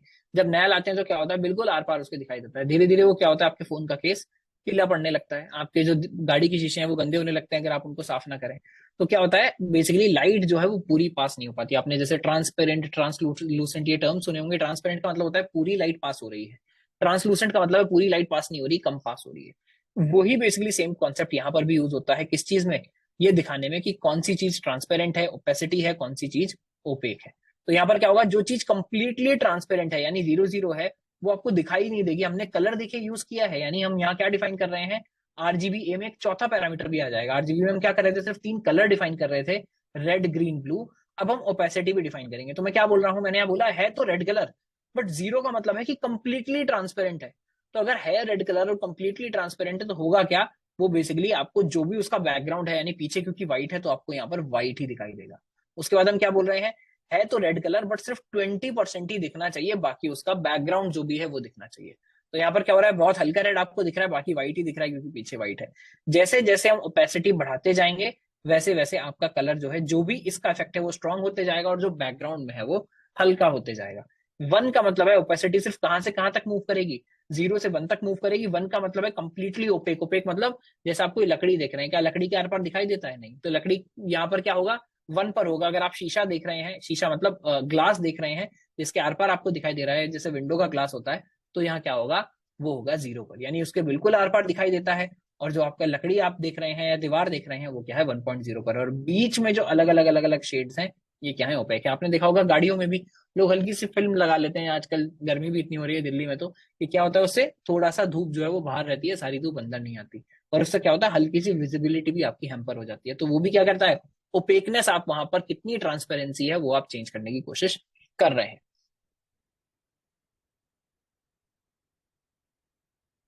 ऑलराइट, तो हम क्या बोल रहे हैं यहाँ पर, ट्रांसपेरेंसी कंट्रोल। ये क्या करता है, facilitates the adjustment of transparency levels in colours, है ना। इसके विजुअल इफेक्ट्स क्या है, enable the creation of visual effects like shadows and overlay. जिससे क्या होता है, आप चीजों की शैडो बना रहे हैं, ओवरले बना रहे हैं, वो सब यहाँ इससे विजुअल इफेक्ट आप डाल सकते हैं। क्या होगा, आप कोई भी ऑब्जेक्ट बनाएंगे जो शैडो वाला है, उसकी जो ओपेकनेस है वो थोड़ा सा कम कर देंगे, यानी अल्फा चैनल जो है उसका थोड़ा सा कम कर देंगे, तो उसके आर पार भी आपको थोड़ा सा दिखाई देने लगेगा। और क्या होता है, इससे लेयरिंग आप बना सकते हैं, यानी एक चीज की मल्टीपल लेयर्स अगर आप बना रहे हैं, आप चाहते हैं बैकग्राउंड भी विजिबल हो, तो भी हम क्या करेंगे, उसकी ओपेसिटी कम कर लेंगे। एक बार इसका जो एग्जांपल है वो देखते हैं। देखिए हमने क्या किया, हमने बनाया बस 255 और जो ओपेसिटी है वो हमने 0.1 ली, 0.25 ली, 0.5 ली, 0.75 ली, 1 ली। और देखिए राइट में आपको दिख रहा होगा अलग अलग तरह से कैसे, फर्स्ट एकदम पहले ट्रांसपेरेंट है, उसके बाद एकदम डार्क होते चला गया है। एक बार हम अगर इसको अपने वाला जो एग्जाम्पल हमने लिया है इसमें यूज करें, जहां पर हमने बेसिकली फोरग्राउंड कलर लिया है, यानी टेक्स्ट का कलर लिया है, या डिफाइन कर लेते हैं। जो मेरा बीच वाला पैराग्राफ है, इसमें मैं क्या करता हूँ, जो मेरा टेक्स्ट है इसका कलर में डिफाइन करने की कोशिश करता हूँ। तो बोलता हूँ कलर मेरा क्या होगा, RGBA। RGBA हम यहाँ पर यूज कर रहे हैं, मैंने लगा दिया ब्रैकेट, है ना। अब मैं क्या करता हूँ, यहाँ वैल्यू ले लेते हैं, मान लीजिए 255, यानी रेड में डिफाइन कर रहा हूँ, फिर 255, ये ग्रीन डिफाइन कर रहा हूँ, फिर 0, है ना। और फिर क्या लिया मैंने, फिर लिया 1। तो देखिए जब मैंने 1 लिया तो अभी तो ये कंप्लीटली येलो है ना। थोड़ा सा और बेटर कलर कोई ले लेते हैं, रेड ले लेते हैं ताकि आपको दिखाई दे। तो देखिए अभी रेड है तो ग्रीन पर पूरा का पूरा रेड क्लियर दिख रहा है, तो क्योंकि मैंने बोला रेड इज 255, बाकी दोनों 0 है, यानी मैंने बोला ग्रीन भी एकदम 0, ब्लू भी एकदम 0, तो पूरा का पूरा क्या है, रेड है। और लास्ट में हमने क्या दे दिया, 1, यानी ओपेसिटी भी पूरी की पूरी। अब अगर मैं इसको एकदम हाफ कर दूं, यानी 0.5 कर दूंगा 1 की जगह, तो देखिए क्या हुआ, एकदम से जो शेड है वो चेंज हो गया, रेड एकदम से यहाँ पर लाइट हो गया। इसको मैं और बड़ा करके दिखा देता हूँ। रेड एकदम से यहाँ पर लाइट हो गया, हल्का हल्का ग्रीन पीछे से भी यहाँ पर विजिबल हो गया। अभी जो 0.5 है, अगर मैं इसको 0.25 कर दूं तो क्या होगा, देखिए और रेड जो है वो और कम दिखाई दे रहा है, ग्रीन और ज्यादा एकदम क्लियर हो गया है। अगर मैं इसको एकदम 0 ही कर दूंगा कलर को, तो क्या होगा, तो देखिए कलर अब दिख ही नहीं रहा है, क्योंकि हमने क्या बोल दिया कि मेरा टेक्स्ट है तो, बट वो कंप्लीटली ट्रांसपेरेंट है। अब ये अगर आपने यहाँ पर चौथी वैल्यू 0 कर दिया तो इससे पहले क्या वैल्यू है इस बात से फर्क ही नहीं पड़ता, क्योंकि आपने बोला कंप्लीटली ट्रांसपेरेंट है, तो जो कलर है आपका वो तो दिखने ही नहीं वाला। टेक्स्ट अभी भी यहाँ पर है, देखिए मैं सेलेक्ट कर रहा हूँ तो टेक्स्ट सेलेक्ट हो रहा है, यानी टेक्स्ट तो अभी भी यहाँ पर एग्जिस्ट करता है, बट क्या है वो कंप्लीटली ट्रांसपेरेंट हो गया, तो उसके आर पार हमको बिल्कुल दिख रहा है ना। अगर मैं इसको 1 कर दूंगा वापस तो क्या होगा, एकदम से पूरा का पूरा रेड टेक्स्ट जो है वो यहाँ पर वापस आ जाएगा। ठीक है, तो ये हो गया है। एक बार अगर अगेन अल्फा चैनल हम देख लिया, कलर के बारे में कुछ और है क्या? नहीं, कलर के बारे में हमको इतना ही पढ़ना था। अगर कलर में या अभी अल्फा चैनल में हमको कोई डाउट है तो आप पूछ सकते हैं। सर यानी सर जो ये अल्फा चैनल है सर वो टेक्स्ट की ओपेसिटी को बताता है सर? टेक्स्ट नहीं, वो किसी भी चीज का कलर हो सकता है। जहां भी आप कलर लगा रहे हैं, अगर वो बैकग्राउंड कलर है तो बैकग्राउंड कलर की भी ओपेसिटी होगी। जो भी कलर डिफाइन कर रहे हैं, जिस भी चीज का आप कलर डिफाइन कर रहे हैं, उसी की ओपेसिटी है। ओके सर, यानी ये बैकग्राउंड कलर को भी सर ये ब्लर या दिखा सकता है ये सर? बिल्कुल सर, ये अल्फा चैनल हैश में नहीं रहता है क्या? अल्फा चैनल हैश में, अच्छा मेरे को पता नहीं, अच्छा सवाल है जिसने पूछा, मैं नाम एक्चुअली देखना भूल गया। हो सकता है कि इसका भी कोई मॉडल होता हो, बट जनरली मैंने देखा अल्फा चैनल जब कहीं पर यूज करते हैं तो उसके लिए RGBA ही यूज कर रहे होते हैं ना। सिंपल गूगल करके भी आप देख सकते हैं इसको, define alpha channel in hex, एक बार करके देख लेते हैं, पता चल जाएगा।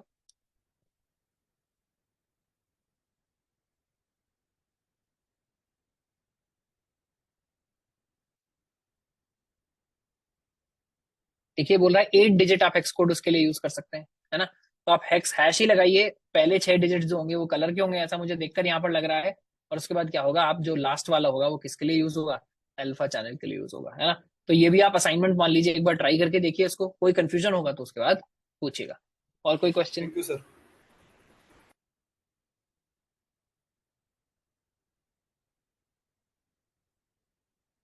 मोहम्मद फैजल जी बोल रहे हैं उससे पाकिस्तान में हल्का सा चालान भी हो जाता है। फैजल जी पाकिस्तान में शायद हल्का सा होता होगा, यहाँ तो पूरा चालान होता है ना। आप किसी भी तरह की फिल्म लगा ही नहीं सकते हैं। मुझे भी इसलिए पता है क्योंकि हमने अभी थोड़े दिन पहले एक गाड़ी ली थी, और इतनी दिल्ली में गर्मी है तो हम भी सोच रहे थे कि शायद इस पे बहुत बहुत हल्की सी कोई फिल्म लगा लेते हैं। बट देखिए जो जिसको लगानी है वो फुल, आप देखते होंगे बहुत सारी गाड़ियां एकदम फुल ब्लैक बनकर घूमती हैं, पुलिस कुछ नहीं करती है, मुझे पता नहीं क्या करते हैं। और जो लोग एकदम हल्की सी फिल्म लगाना चाह रहे हैं कि यार गाड़ी उतनी गर्म ना हो, AC का हमारा थोड़ा खर्चा कम हो जाए, वो नहीं लगा सकते क्योंकि कंप्लीट चालान है। मेरी सीज कर दिया कार, देखिए दिव्यांशु जिंदल जी बोल रहे हैं उनका कार एकदम सीज हो गया है। परमिट मिलता है सर, हमारे यहाँ तो परमिट भी नहीं मिलता मोहम्मद फैसल जी। मैं अज्यूम कर रहा हूँ कि आप पाकिस्तान से हैं, आपके यहाँ परमिट मिलता है, हमारे यहाँ कोई परमिट नहीं है। अगर मैन्युफैक्चरर कोई भी तरह की फिल्म लगाकर दे रहा है तो वो अलाउड है, उसके अलावा कोई भी फिल्म अलाउड नहीं है। कोर्ट से जाकर, जो कोई बहुत स्पेशली एबल्ड है वो कोर्ट से जाकर शायद कोई परमिशन किसी तरह की ली जा सकती है। बट मैंने उसका भी स्टार्ट देखा कि शायद लास्ट 25 ईयर्स में 4, पूरे इंडिया में 4 या 5 लोग हैं जिनको अप्रूव किया गया है फिल्म लगाने के लिए। बाकी जो भी है वो नॉट अप्रूव्ड है। बहुत सारे मैन्युफैक्चरर्स भी ऐसे हैं जो बोल रहे हैं, मतलब साइड से जहां पे एसेसरीज लगवाते हैं कि आप जाली लगा लीजिए, आप कुछ भी लगा लीजिए, सब कुछ इनवैलिड है, सब चीज पर चालान है। देखिए भास्कर मिश्रा जी ने उसका स्क्रीनशॉट खींच कर डाल दिया है कि कैसे आप हेक्स में भी यूज कर सकते हैं, है ना। देखिए इसलिए मैं बोलता हूँ ये सब क्वेरीज अगर आप थोड़ा सा डिस्कशन चैनल में करेंगे ना, अभी क्या होगा, ये पूरा का पूरा चैट लूज हो जाएगा हमारे क्लास के बाद। बट अगर ये सब हम डिस्कशन फोरम में कर रहे होंगे, इस तरह की क्वेरीज वहां पर पूछ रहे होंगे, तो अच्छे क्वेश्चंस आएंगे, अच्छे आंसर्स आएंगे, मुझे भी सीखने को मिलेगा।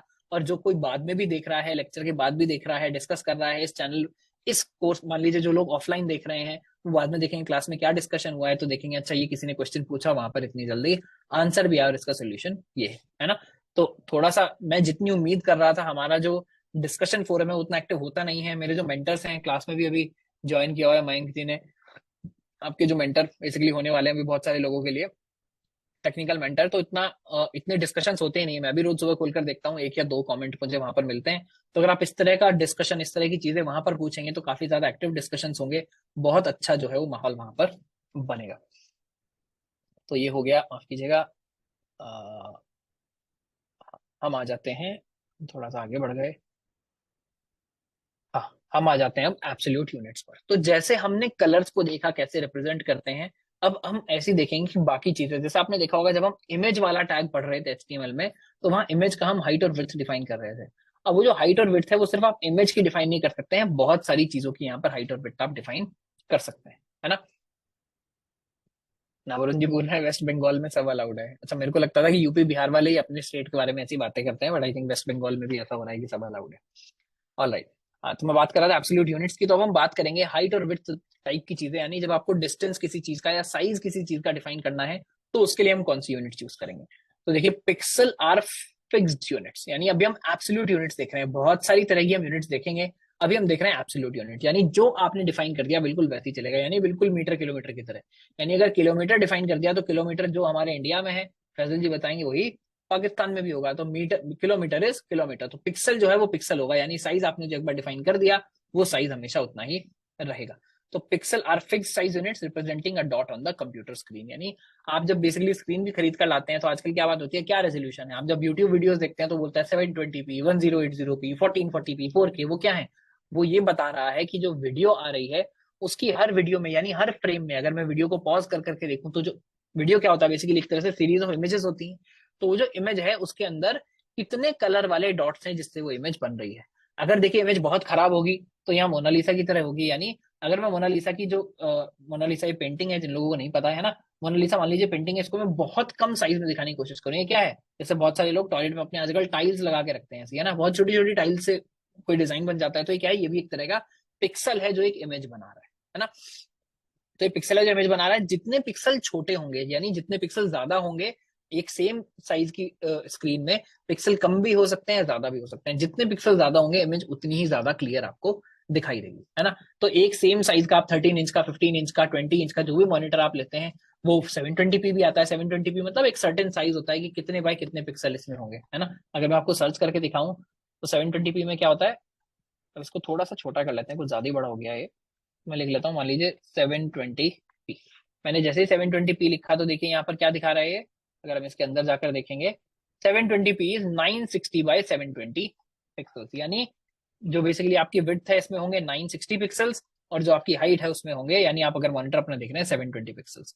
दूसरा क्या होता है, बेसिकली 720 1280 720 भी हो सकता है, और ये तो बेसिकली इसका जो इन्वर्जन है वो ऑपोजिट हो गया। इसी तरह से आप 1080 देखेंगे तो उसमें थोड़े ज्यादा पिक्सल होंगे, आप 1440 देखेंगे तो उसमें उससे डबल पिक्सल्स होंगे, 4K देखेंगे तो उसमें 1440 से डबल पिक्सल्स होंगे। तो इसी तरह से क्या होता है, पिक्सल आपके बढ़ते जाते हैं, वीडियो का रेजोल्यूशन जिसको बोलते हैं वो आपका बढ़ता जाता है, इमेज आपकी क्लियर होती जाती है।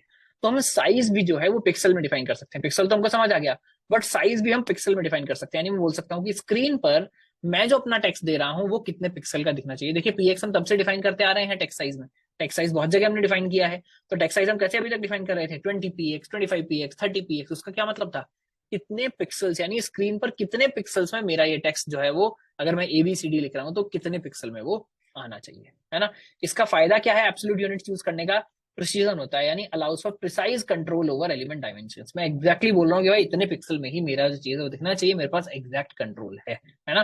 ग्राफिक वेब डिजाइन में यूज होता है, क्रॉस ब्राउजर में भी एकदम कंसिस्टेंट रहेगा। यानी जब हम रिलेटिव यूनिट्स देखेंगे तो देखेंगे कैसे वो टाइम टाइम पर चेंज हो जाती हैं, स्क्रीन साइज के बेस पर चेंज हो जाती हैं। यहाँ क्या होगा, आपने पिक्सल डिफाइन कर दिया तो कर दिया, है ना।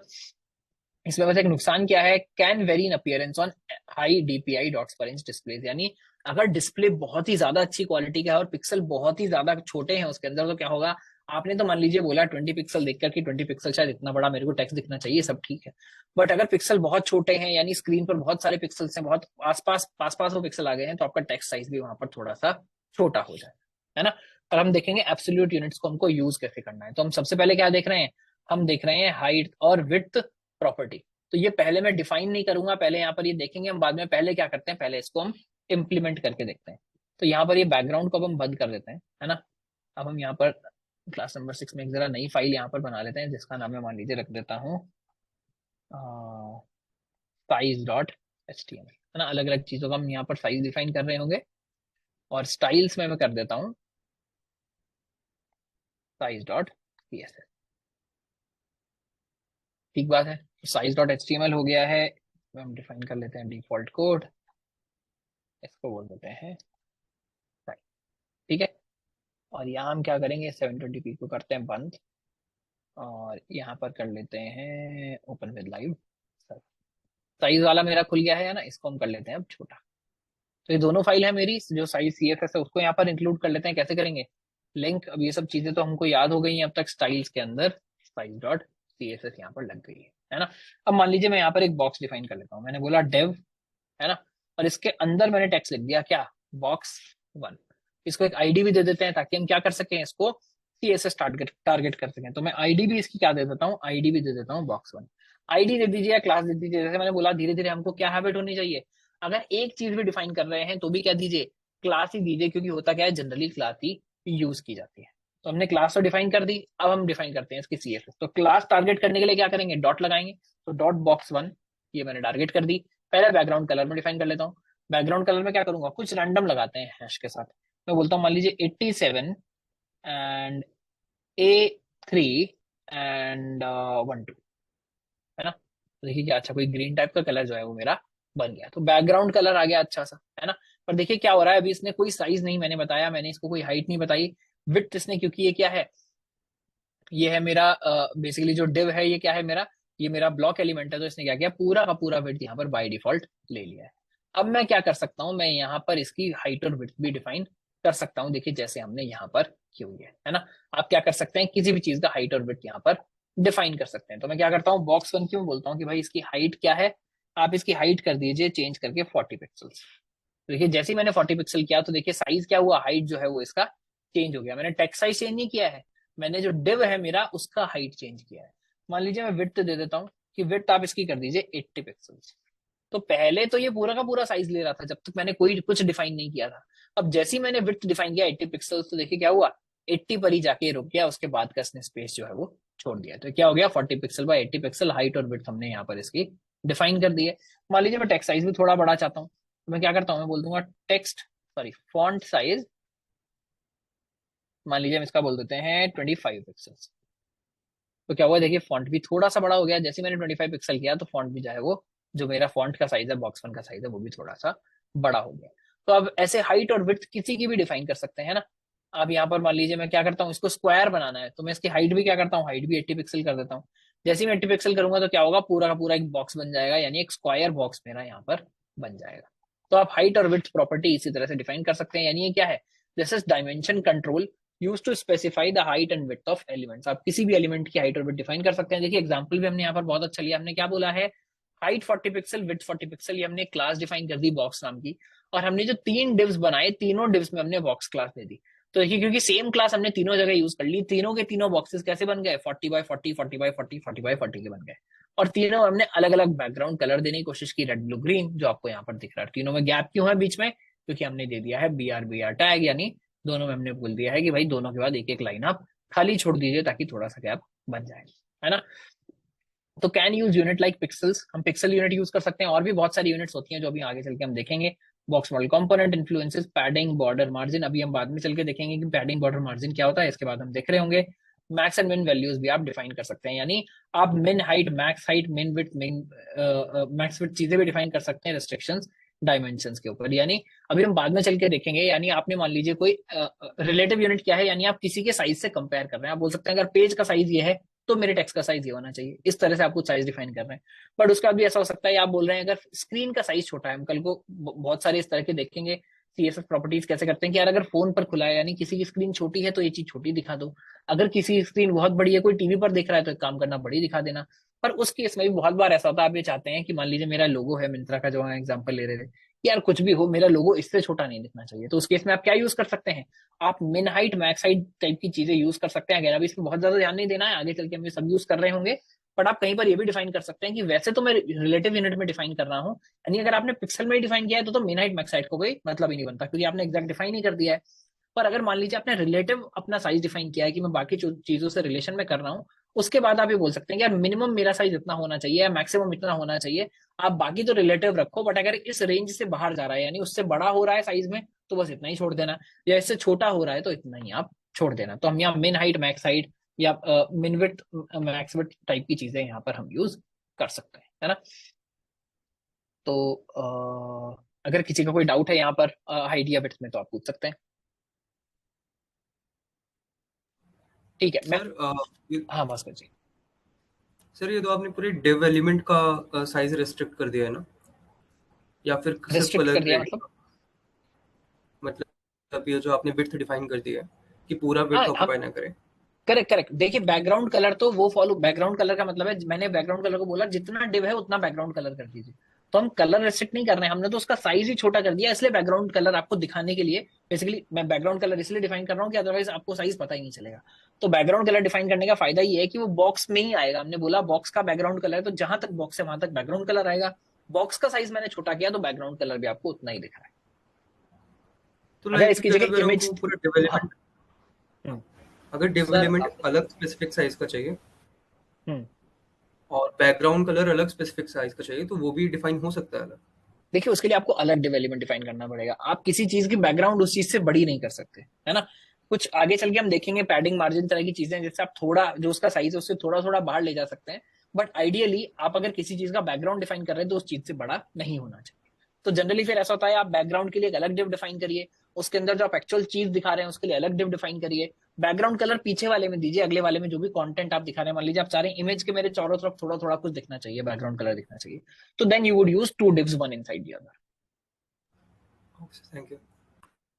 कोई और भी कुछ क्वेश्चन पूछ रहा था शायद। Yes sir. सर पूछना है कि सर मिनिमम हाइट और जो सर मैक्सिमम हाइट का जो आपने कॉन्सेप्ट बताया कि जैसे स्क्रीन साइज के अनुसार अपने आप एडजस्ट कर लेता है, तो सर वो कैसे करता है? कैसे करता है मतलब सर कहने का मतलब है कि अगर मेरा स्क्रीन छोटा है सर तो मतलब ये कैसे पता लगा पाएगा कि इसके बाहर जाने पर वो सर देखिए वो टेक्स्ट मीडिया क्वालिटी क्वेरीज होता है, अगेन वो थोड़ा सा एडवांस सीएसएस है, वो हम सब बताएंगे, वो हम सब पढ़ेंगे। बस मैं अभी आपको ये बता रहा हूँ कि मिन हाइट मैक्स हाइट नाम की चीज होती है जिसको हम इस्तेमाल करेंगे, वो कैसे चलेगा, हम कैसे डिफाइन कर सकते हैं, वो सब हम फ्यूचर क्लासेस में देखेंगे। That is outside the scope for now. Sir sir इन एक और मीन सर सर कि जैसे हम लोग इमेज को ही अगर इंसर्ट किए तो सर इमेज के अंदर का सर बैकग्राउंड चेंज कर सकते हैं? बिल्कुल बैकग्राउंड चेंज कर सकते हैं। इमेज का अंदर का बैकग्राउंड नहीं होगा, वो इमेज में आपने जो डिफाइन किया वो तो इमेज ही रहेगा, और उसके बाद भी अगर कोई बैकग्राउंड उसमें है जो आप डिफाइन करना चाहें तो वो आप कर सकते हैं। जैसे पीएनजी इमेजेस होती हैं जिसमें कई बार बहुत सारे स्पेसेस में बैकग्राउंड नहीं होता है, तो वहां पे आप बैकग्राउंड डिफाइन कर सकते हैं। जी सुजीत जी। सर मैं बोलना चाहता हूँ in mean height and mean width we have to only define absolute units means pixels भी डिफाइन कर सकते जनरली हैं you sir. Define absolute units, क्योंकि अगर वो भी रिलेटिव होगा तो उसका बहुत ज्यादा मतलब बनता नहीं है, बट आप रिलेटिव डिफाइन करना चाहो तो रिलेटिव भी डिफाइन कर सकते हो। दोनों डिफाइन कर सकते हो वहाँ पर मतलब मीन विड्थ मीन हाइट दोनों में।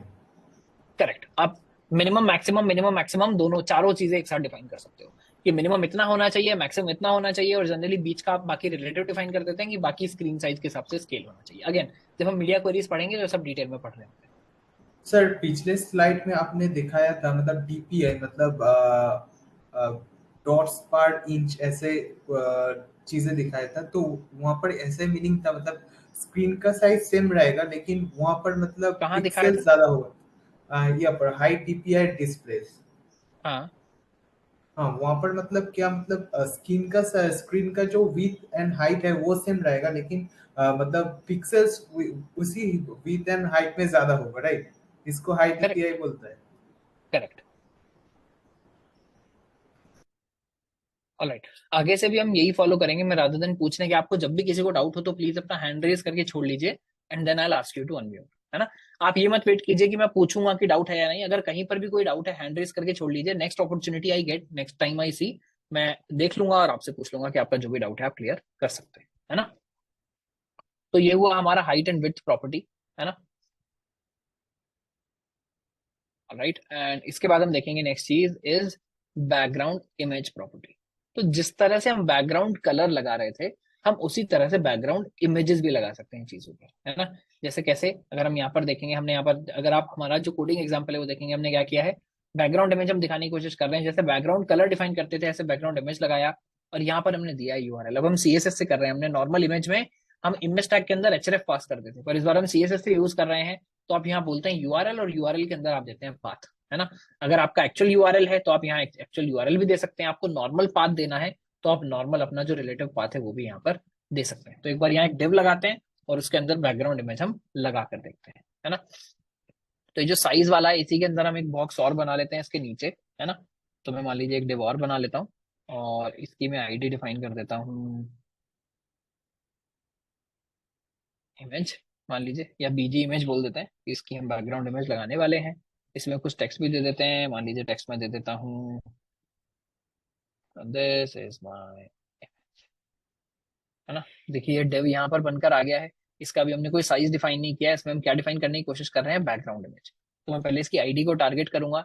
हम सीएसएस में जाते हैं, यहाँ मैंने बैकग्राउंड इमेज लिखा, आईडी टारगेट करना है तो मैं लगाऊंगा हैश, है ना। अब देखिए मेरे को कोई इमेज चाहिए यहाँ पर। इमेज हमारी कहाँ पर डिफाइन थी, इसी प्रोजेक्ट में तो हमने इमेजेस यूज की थी। कहाँ पर यूज की थी, देखिए नंबर 3 के अंदर कुछ इमेजेस पड़ी हुई है, HTML का आइकन पड़ा हुआ है। तो वही साइज हम यहाँ पर इसको दे सकते हैं। वही बेसिकली पाथ जो है, सॉरी, वो हम यहाँ पर इसको दे सकते हैं। मैं कैसे करूंगा, बैकग्राउंड इमेज, है ना। बैकग्राउंड इमेज हम कैसे यूज कर रहे हैं, यूआरएल से। अब यूआरएल के अंदर आपको देना है पाथ। तो बोल रहा हूँ पहले अपने फोल्डर से बाहर निकलिए, आप जहां पर भी हैं उससे बाहर निकलिए, बाहर जाइए, उससे भी बाहर जाइए, तो फिर से मैं डॉट डॉट लगाऊंगा, फिर बाहर जाइए। अब देखिए मेरे को दिखा रहा है आपके कौन कौन सी फोल्डर है। देखिए हमने कहाँ देखा, HTML टैग्स के अंदर है, तो HTML टैग्स के अंदर जाइए। उसके अंदर कहाँ जाना है, इमेजेस नाम का फोल्डर है, HTML tags, images, HTML icon, माफ कीजिएगा,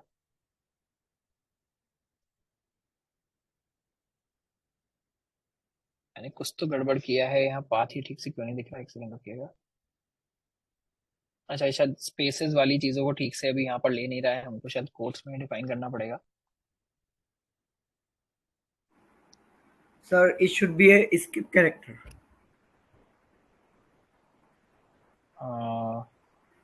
माफ कीजिए, मैं शायद मिस कर रहा हूँ। एस्केप कैरेक्टर तो हम स्लैश लगा कर ही यूज कर रहे हैं, राइट? Slash and maybe. अच्छा, Because there is space in between this HTML and icon word. Sir आप दोनों फॉरवर्ड स्लैश बैकवर्ड स्लैश दोनों यूज कर आ रहे गया। हैं। देखिए मैं जो फॉरवर्ड स्लैश यूज कर रहा हूँ वो पाथ डिफाइन करने के लिए है। बैकवर्ड स्लैश जो है वो जनरली एस्केप करने के लिए होता है। तो जैसे 3 के बाद स्पेस है तो हम यहाँ बैकवर्ड स्लैश लगा रहे हैं। HTML और टैग्स के बीच में यहाँ पर स्पेस है तो उसके लिए बैक स्लैश लगा रहे हैं, वरना पाथ में आप डायरेक्टली स्पेस को नहीं ले सकते, है ना। तो ये हुआ। अब ये क्या दिखा रहा है, ये देखिए बहुत बड़ा यहाँ पर जो बैकग्राउंड इमेज है वो इसका हो गया होगा। तो जनरली जब भी आप बैकग्राउंड इमेज यूज करते हैं आप क्या करेंगे, उसका हाइट और विड्थ भी उतना ही बड़ा आप यहाँ पर डिफाइन करेंगे। तो मान लीजिए मैं इसका हाइट और विड्थ डिफाइन कर देता हूँ। Height is 500 pixels image type का, एंड विड्थ इज 500 पिक्सल्स, है ना। हम ये ऑलरेडी काफी जूम करके देख रहे हैं, तो इसको मैं थोड़ा सा इंसान वाले साइज पर ले आता हूँ। देखिए उसके बाद भी क्या हुआ, बैकग्राउंड इमेज पूरा का पूरा सेट नहीं हुआ है। 500 क्रॉस 500 पिक्सल में भी इतना ही आया है। दूसरा, हमने बैकग्राउंड इमेज ऐसा सेट किया कि जो मेरा फोरग्राउंड वाला टेक्स्ट था वो ही छुपने लग गया है, क्योंकि ये भी ब्लैक है, ये भी ब्लैक है। तो क्या हुआ, अगर बैकग्राउंड ब्लैक पे आप ब्लैक टेक्स्ट लिखेंगे तो क्या होगा, वो बहुत ज्यादा क्लियर आपको नहीं होगा, है। वैसे इसलिए जनरली बैकग्राउंड इमेज का जो यूज है वो बहुत कम किया जाता है। आप जनरली क्या करते हैं, एक पीछे से डिव लगाते हैं या इमेज टैग लगाते हैं, उसके ऊपर आप जनरली ओवरले लगाकर चीजों को दिखा रहे होते हैं ताकि चीजें आपको बेटर नजर आए। या जो बेसिकली बैकग्राउंड आपने इमेज डिफाइन किया है जनरली उसको क्या करते हैं, उसको टोन डाउन कर देते हैं, उसकी ओपेसिटी भी आप कम कर देते हैं। बट आपको यहाँ पर पता होना चाहिए इसको कैसे डिफाइन करते हैं। और इसके अंदर और बहुत सारी प्रॉपर्टी होती है, यानी आप बैकग्राउंड रिपीटेशन डिफाइन कर सकते हैं, बैकग्राउंड पोजिशनिंग डिफाइन कर सकते हैं, साइज कंट्रोल कर सकते हैं, है ना। बैकग्राउंड साइज क्या होगा, ये बहुत सारी चीजें हैं जो हम यहाँ पर बैकग्राउंड इमेज के साथ यूज कर सकते हैं। जैसे कि मैं अगर आपको दिखाऊं, एक हम यहाँ पर कोई छोटी इमेज ले लेते हैं। अभी जो हमने इमेज ले ली है वो बहुत बड़ी है ना। इसी वजह से क्या हो रहा है, रिपीटेशन वगैरह हमको कुछ दिख नहीं रहा है। कोई छोटी इमेज हम ले लेते हैं, इमेज सर्च करते हैं, आइकन किसी चीज का ढूंढ लेता है छोटा सा।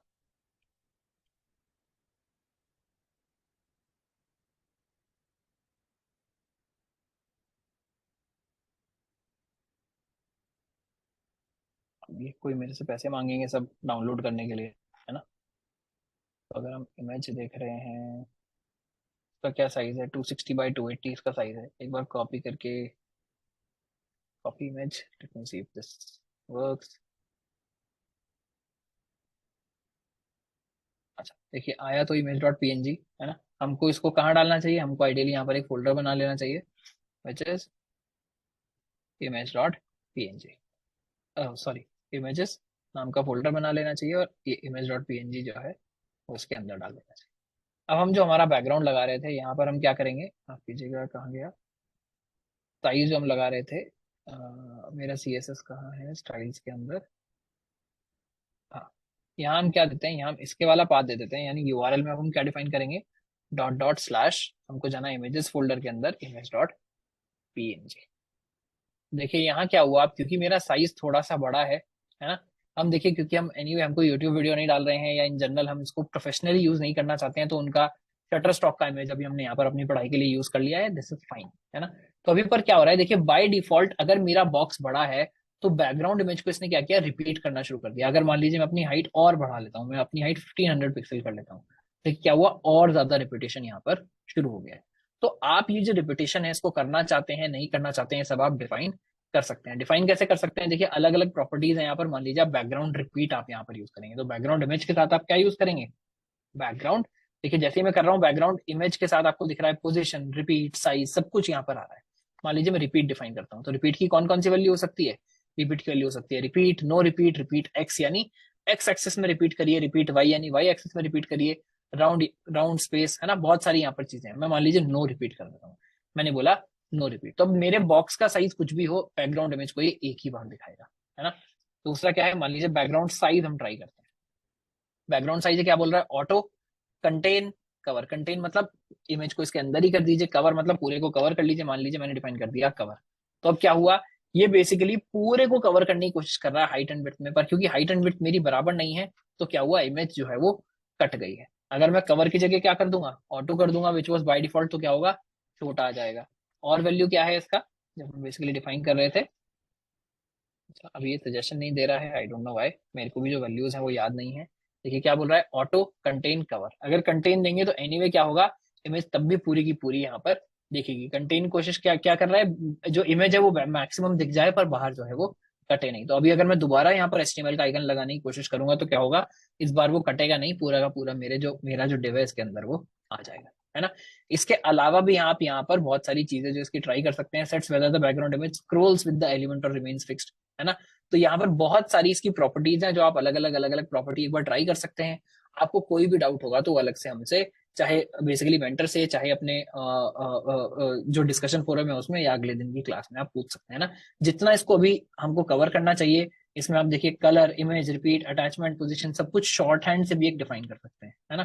शॉर्ट हैंड मतलब आप एक ही बार लिखेंगे और सारी की सारी चीजें, URL रिपीट करना है या नहीं, साइज किस तरह का करना है, कॉमा लगा लगा कर आप एक ही बार में डिफाइन कर लेंगे, है ना। तो ये आप डिफाइन कर सकते हैं, और अलग अलग तरह की अगर आप चीजें डिफाइन करेंगे तो यहाँ बैकग्राउंड इमेज यहाँ पर डिफाइन हो जाएगी। एक प्रॉपर्टी आज हम और देख लेते हैं जो इंपॉर्टेंट है, जिसका नाम क्या है, विजिबिलिटी प्रॉपर्टी। विजिबिलिटी प्रॉपर्टी क्या होती है कि अगर हमने कोई भी चीज बेसिकली हमारे वेब पेज पर दिख रही है, तो हम उसको जब चाहें, अगर हम उसको हाइड कर पाए, है ना, जब चाहे हम उसको दिखाएं, जब चाहे हम उसको हाइड कर पाए, तो वो आप विजिबिलिटी के बेसिस पर कर सकते हैं। विजिबिलिटी की जनरली जो दो वैल्यूज है कौन सी यूज होती हैं, एक होती है हिडन, एक होती है विजिबल। बाय डिफॉल्ट हर चीज क्या होती है, अगर आप कुछ भी विजिबिलिटी डिफाइन नहीं करते हैं तो बाय डिफॉल्ट चीज विजिबल होती है। बहुत बार ऐसा होता है पेज में कि जब आप कोई चीज डिफाइन कर रहे हैं, एक चीज जो पहले नहीं दिख रही थी वो दिख रही है। उसके जनरली दो कारण है, या तो वो पहले पेज में एग्जिस्ट ही नहीं करती थी और एग्जिस्ट ही बाद में करने लगी है, बट बहुत बार आप बस चीज को हाइड करना चाहते हैं कि ये पेज पर रहे और बस पेज पर दिखाई ना दे। तो उसके लिए आप क्या यूज कर सकते हैं, किसी भी चीज में अगर आप विजिबिलिटी हिडन डाल देंगे तो वो आपकी चीज दिखनी बंद हो जाएगी। कैसे, मान लीजिए वापस आ जाता हूँ, ये जो मेरा बॉक्स वन है, देखिए बॉक्स वन आपको ऊपर दिख रहा है, उसको मैं दोबारा थोड़ा बड़ा कर देता हूँ। बॉक्स वन आपको ऊपर दिख रहा है, बॉक्स टू जो है वो मेरा ये वाला है जो आपको यहाँ पर दिख रहा है ना। मैं क्या करता हूँ, जो बॉक्स वन है उसके अंदर एक डाल देते हैं विजिबिलिटी प्रॉपर्टी, और विजिबिलिटी को हम क्या कर देते हैं, विजिबिलिटी को हम कर देते हैं हिडन। ये जैसे ही मैंने इसकी विजिबिलिटी को हिडन किया, अभी ये बॉक्स जो है वो यहाँ पर नहीं दिख रहा है। बट यहाँ पर इंपॉर्टेंट क्या है, इंपॉर्टेंट ये कि बॉक्स अपनी जगह अभी भी ले रहा है। देखिए याद रखिएगा, विजिबिलिटी में, विजिबिलिटी जब आप किसी की कभी भी हिडन करते हैं तो क्या होता है, वो बॉक्स तब भी दिखता रहता है। अगर हम विजिबिलिटी का MDN रेफरेंस यहाँ पर खोलकर देखेंगे, तो मैं आपको खोल के दिखाता हूँ, यानी इसकी अगर हम डॉक्यूमेंटेशन जाकर देखेंगे तो विजिबल है, हिडन है, कोलैप्स है ना। कोलैप्स में क्या होता है, कीजिएगा, विजिबल है, हिडन है, कोलैप्स में भी एक्चुअली डिफरेंस थोड़ा सा मुझे भी याद नहीं आ रहा है। Keyword has different effects for different elements, तो बोला अलग अलग चीजों में चलता है। टेबल में जनरली पूरी की पूरी टेबल की जो रो है उसको कोलैप्स कर देता है इन जनरल। ये अभी अगर हम नॉर्मल बॉक्सेस के लिए देख रहे हैं तो देखिए हिडन और कोलैप्स बराबर चल रहे हैं। अगर हम विजिबल चला रहे हैं तो क्या होता है, बॉक्स आपका दिखने लगता है ना। तो आप क्या कर सकते हैं, बॉक्स जो जगह है वो जगह आपकी ले रहा है, जगह आपकी जा नहीं रही है। यानी अगर मैं अभी भी राइट क्लिक करके इंस्पेक्ट करूंगा, अगेन इंस्पेक्ट अभी मैंने बताया नहीं है, पर फिर भी क्या होगा, एलिमेंट अगर हम यहाँ पर अपने कोड में जाकर देखेंगे तो देखिए बॉक्स वन हमको अभी भी दिख रहा है कि बॉक्स वन यहाँ पर एग्जिस्ट करता है, बस आपको क्या हो गया है, दिखना बंद हो गया। अगर मैं इसकी विजिबिलिटी दोबारा से क्या कर दूंगा, इसकी विजिबिलिटी में दोबारा से हिडन की जगह विजिबल कर दूंगा, तो क्या होगा, दोबारा से ये बॉक्स जो है वो दिखना हमको स्टार्ट हो जाएगा। ठीक बात है।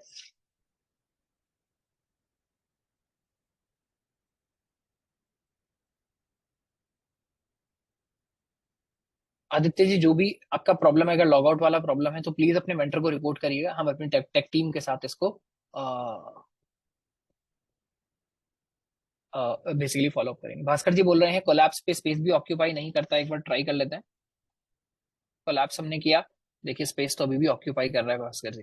तो स्पेस ऑक्यूपाई करता है, जैसे उसने बोला डॉक्यूमेंटेशन में कि basically it will depend on the case. तो देखिए जैसे यहाँ पर स्पेस ऑक्यूपाई कर रहा है, अगर स्पेस ऑक्यूपाई नहीं कर रहा होता तो क्या होना चाहिए था, जो सेकंड वाला बॉक्स है वो मूव कर जाता ऊपर, है ना।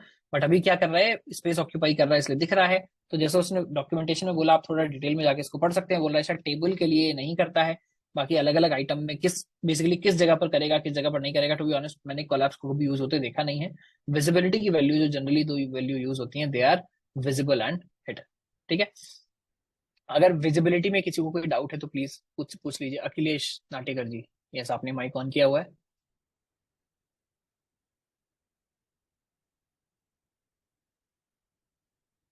अच्छा, आवाज आपकी नहीं आ रही है। अगर कोई और किसी और का कोई क्वेश्चन है तो आप लोग पूछ सकते हैं। सर सर बैकग्राउंड साइज में अगर सर विजिबिलिटी कहाँ यूज करना पड़ सकता है वेबसाइट में? एक सेकंड, एक एक करके लेते हैं। पहले कोई बैकग्राउंड इमेज के बारे में पूछ रहा था, प्लीज। हाँ सर, मैं बोलना चाहता हूँ बैकग्राउंड इमेज में अगर मैं साइज एंड मतलब विड्थ एंड हाइट नहीं डिफाइन करता हूँ, तो अगर बैकग्राउंड साइज कंटेन कर देता हूँ, तो क्या वो डिव का विड्थ एंड हाइट पूरा ले लेता है क्या? करेक्ट, बिल्कुल सही। देखिए कवर में वो पूरा लेने की कोशिश करता है, कंटेन में वो ये मेक श्योर करेगा कि आपकी इमेज कटे नहीं, और उसमें जो भी मैक्सिमम उसको मिल रहा होगा, हाइट मैक्सिमम मिल रहा हो या विड्थ मैक्सिमम मिल रहा हो, वो ले लेगा, दूसरे को खाली छोड़ देगा। मतलब अगर explicitly width and height define भी कर दो, तो भी वो डिव का पूरा विड्थ ही कंसीडर करेगा जो मैं आप किसकी हाइट डिफाइन करने की कोशिश कर रहे हो, बैकग्राउंड इमेज की? हाँ हाँ हाँ बिल्कुल। नहीं, आप बैकग्राउंड इमेज की विड्थ और हाइट डिफाइन नहीं करते हो, आप डिफाइन करते हो अपने डिव की विड्थ और हाइट, और बैकग्राउंड इमेज का आप साइज डिफाइन करते हो। तो वो जब कंटेंट लिखता हूँ मतलब बैकग्राउंड साइज कंटेंट, तो वो विड्थ एंड हाइट जो है उसके अकॉर्डिंग वो एडजस्ट कर लेते हैं पूरा। करेक्ट। नेक्स्ट क्वेश्चन कोई पूछ रहा था कलर के बारे में शायद।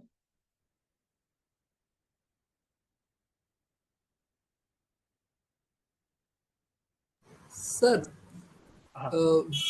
हमें विजिबिलिटी कहाँ यूज करनी पड़ सकती है वेबसाइट में? जैसे कई बार क्या होता है, आपने देखा होगा फॉर्म्स में, वैसे देखिए विजिबिलिटी अगेन थोड़ा कम यूज होता है जनरली आजकल। जब हम रिएक्ट वगैरह से चीजें कर रहे होते हैं तो हम चीजों को हटा ही लेते हैं पूरा का पूरा, है ना। वो हम बेसिकली डॉम के अंदर या जो आपका पेज है उसमें डालते हैं, हटाते हैं। बट जैसा आपने देखा हो कई बार पहले जनरली इसको कैसे यूज करते थे, फॉर्म में जब आप फॉर्म भरते हैं तो क्या होता है, किसी किसी फील्ड पर एरर आते हैं, है ना। आपने कुछ गलत नाम डाल दिया, ईमेल आपने गलत डाल दिया तो एरर आ गया। तो बहुत बार पहले जब आप नॉर्मल HTML CSS जावास्क्रिप्ट में डिफाइन कर रहे होते थे, तो ऐसा भी होता था कि आपने फॉर्म बेसिकली जो फील्ड है आपने वो फील्ड बनाया, और उसके बाद आपने क्या किया, साथ में उसका एरर भी डिफाइन कर दिया, और एरर को कर दिया हाइड। और अगर एरर उसने एक्चुअली किया है तो एरर को आप विजिबल कर देंगे, वरना एरर को हिडन कर देंगे, है ना। तो जहां पर भी आपको इस बात से फर्क नहीं पड़ता कि स्पेस ऑक्यूपाई किया हुआ है या स्पेस ऑक्यूपाई नहीं किया हुआ है, उस जगह पर आप क्या करते हैं, उस जगह पर आप विजिबिलिटी को डिफाइन कर सकते हैं कि क्या चीज मुझे दिखानी है, क्या चीज मुझे नहीं दिखानी है। दिगंबर जी ने हाथ हाथ ऊपर किया हुआ है। हाँ सर, मेरा क्वेश्चन रिगार्डिंग विजिबिलिटी था, लेकिन शायद अभी क्लियर हुआ। मेरा क्वेश्चन था कि अगर एलिमेंट बाय डिफॉल्ट दिख ही रहा है तो हम लोग मतलब विजिबिलिटी विजिबल करके क्यों दे रहे प्रॉपर्टी? वो विजिबिलिटी विजिबल आप तभी करोगे जब आप पहले उसको हिडन कर चुके हो। तो कई बार ऐसा होता है कि मैंने बाय डिफॉल्ट उसको हिडन कर दिया है, और जावास्क्रिप्ट के बेसिस पर यानी रन टाइम के बेसिस पर मैं उसकी विजिबिलिटी चेंज करूंगा। Okay okay sir, alright. तो आज की सर क्लास में हाँ सर जैसे हमें इमेज लगाना होता है तो जनरली सर हम उसको HTML से लगाते हैं या CSS से लगाते हैं? जैसे बैकग्राउंड में लगाना है तो उसे हम जनरली कैसे लगाते हैं, HTML किस से चीज या को एक बार दोबारा CSS से? पूछिए। सर जैसे मुझे इमेज लगाना है बैकग्राउंड में, तो जैसे HTML से भी हम लगा सकते हैं और CSS से भी लगा सकते हैं, तो सर वही हम जनरली किस चीज से लगाते हैं मतलब? देखिए अगर आपको इमेज कहीं पर सिर्फ दिखाना है तो जनरली उसके लिए इमेज टैग यूज होता है ना। बट अगर आप किसी किसी चीज में बैकग्राउंड इमेज देना चाहते हैं तो उसको आप CSS से डिफाइन करेंगे। दोनों में डिफरेंस। अगर आपका एलिमेंट ही अपने आप में इमेज है तो वो क्या होगा, वो आप इमेज टैग यूज कर सकते हैं HTML का।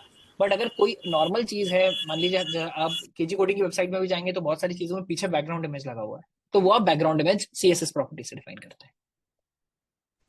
Okay sir, thank you sir. Alright. तो ओके हाँ, कोई क्वेश्चन पूछ रहा है तो प्लीज पूछिए। सर एक्चुअली मतलब एमडीएन में लिखा हुआ था कि the rows and columns are hidden and the space they would have occupied is removed collapse में। तो अगर ये स्पेस रिमूव कर रहा है, आई डोंट नो कितना स्पेस रिमूव कर रहा है, तो ये सेम ही है कि एक टैग को, जिस टैग को कोलैप्स कर रहे हैं उसको कमेंट के अंदर डाल देना ताकि वो एक बार रिमूव हो जाए।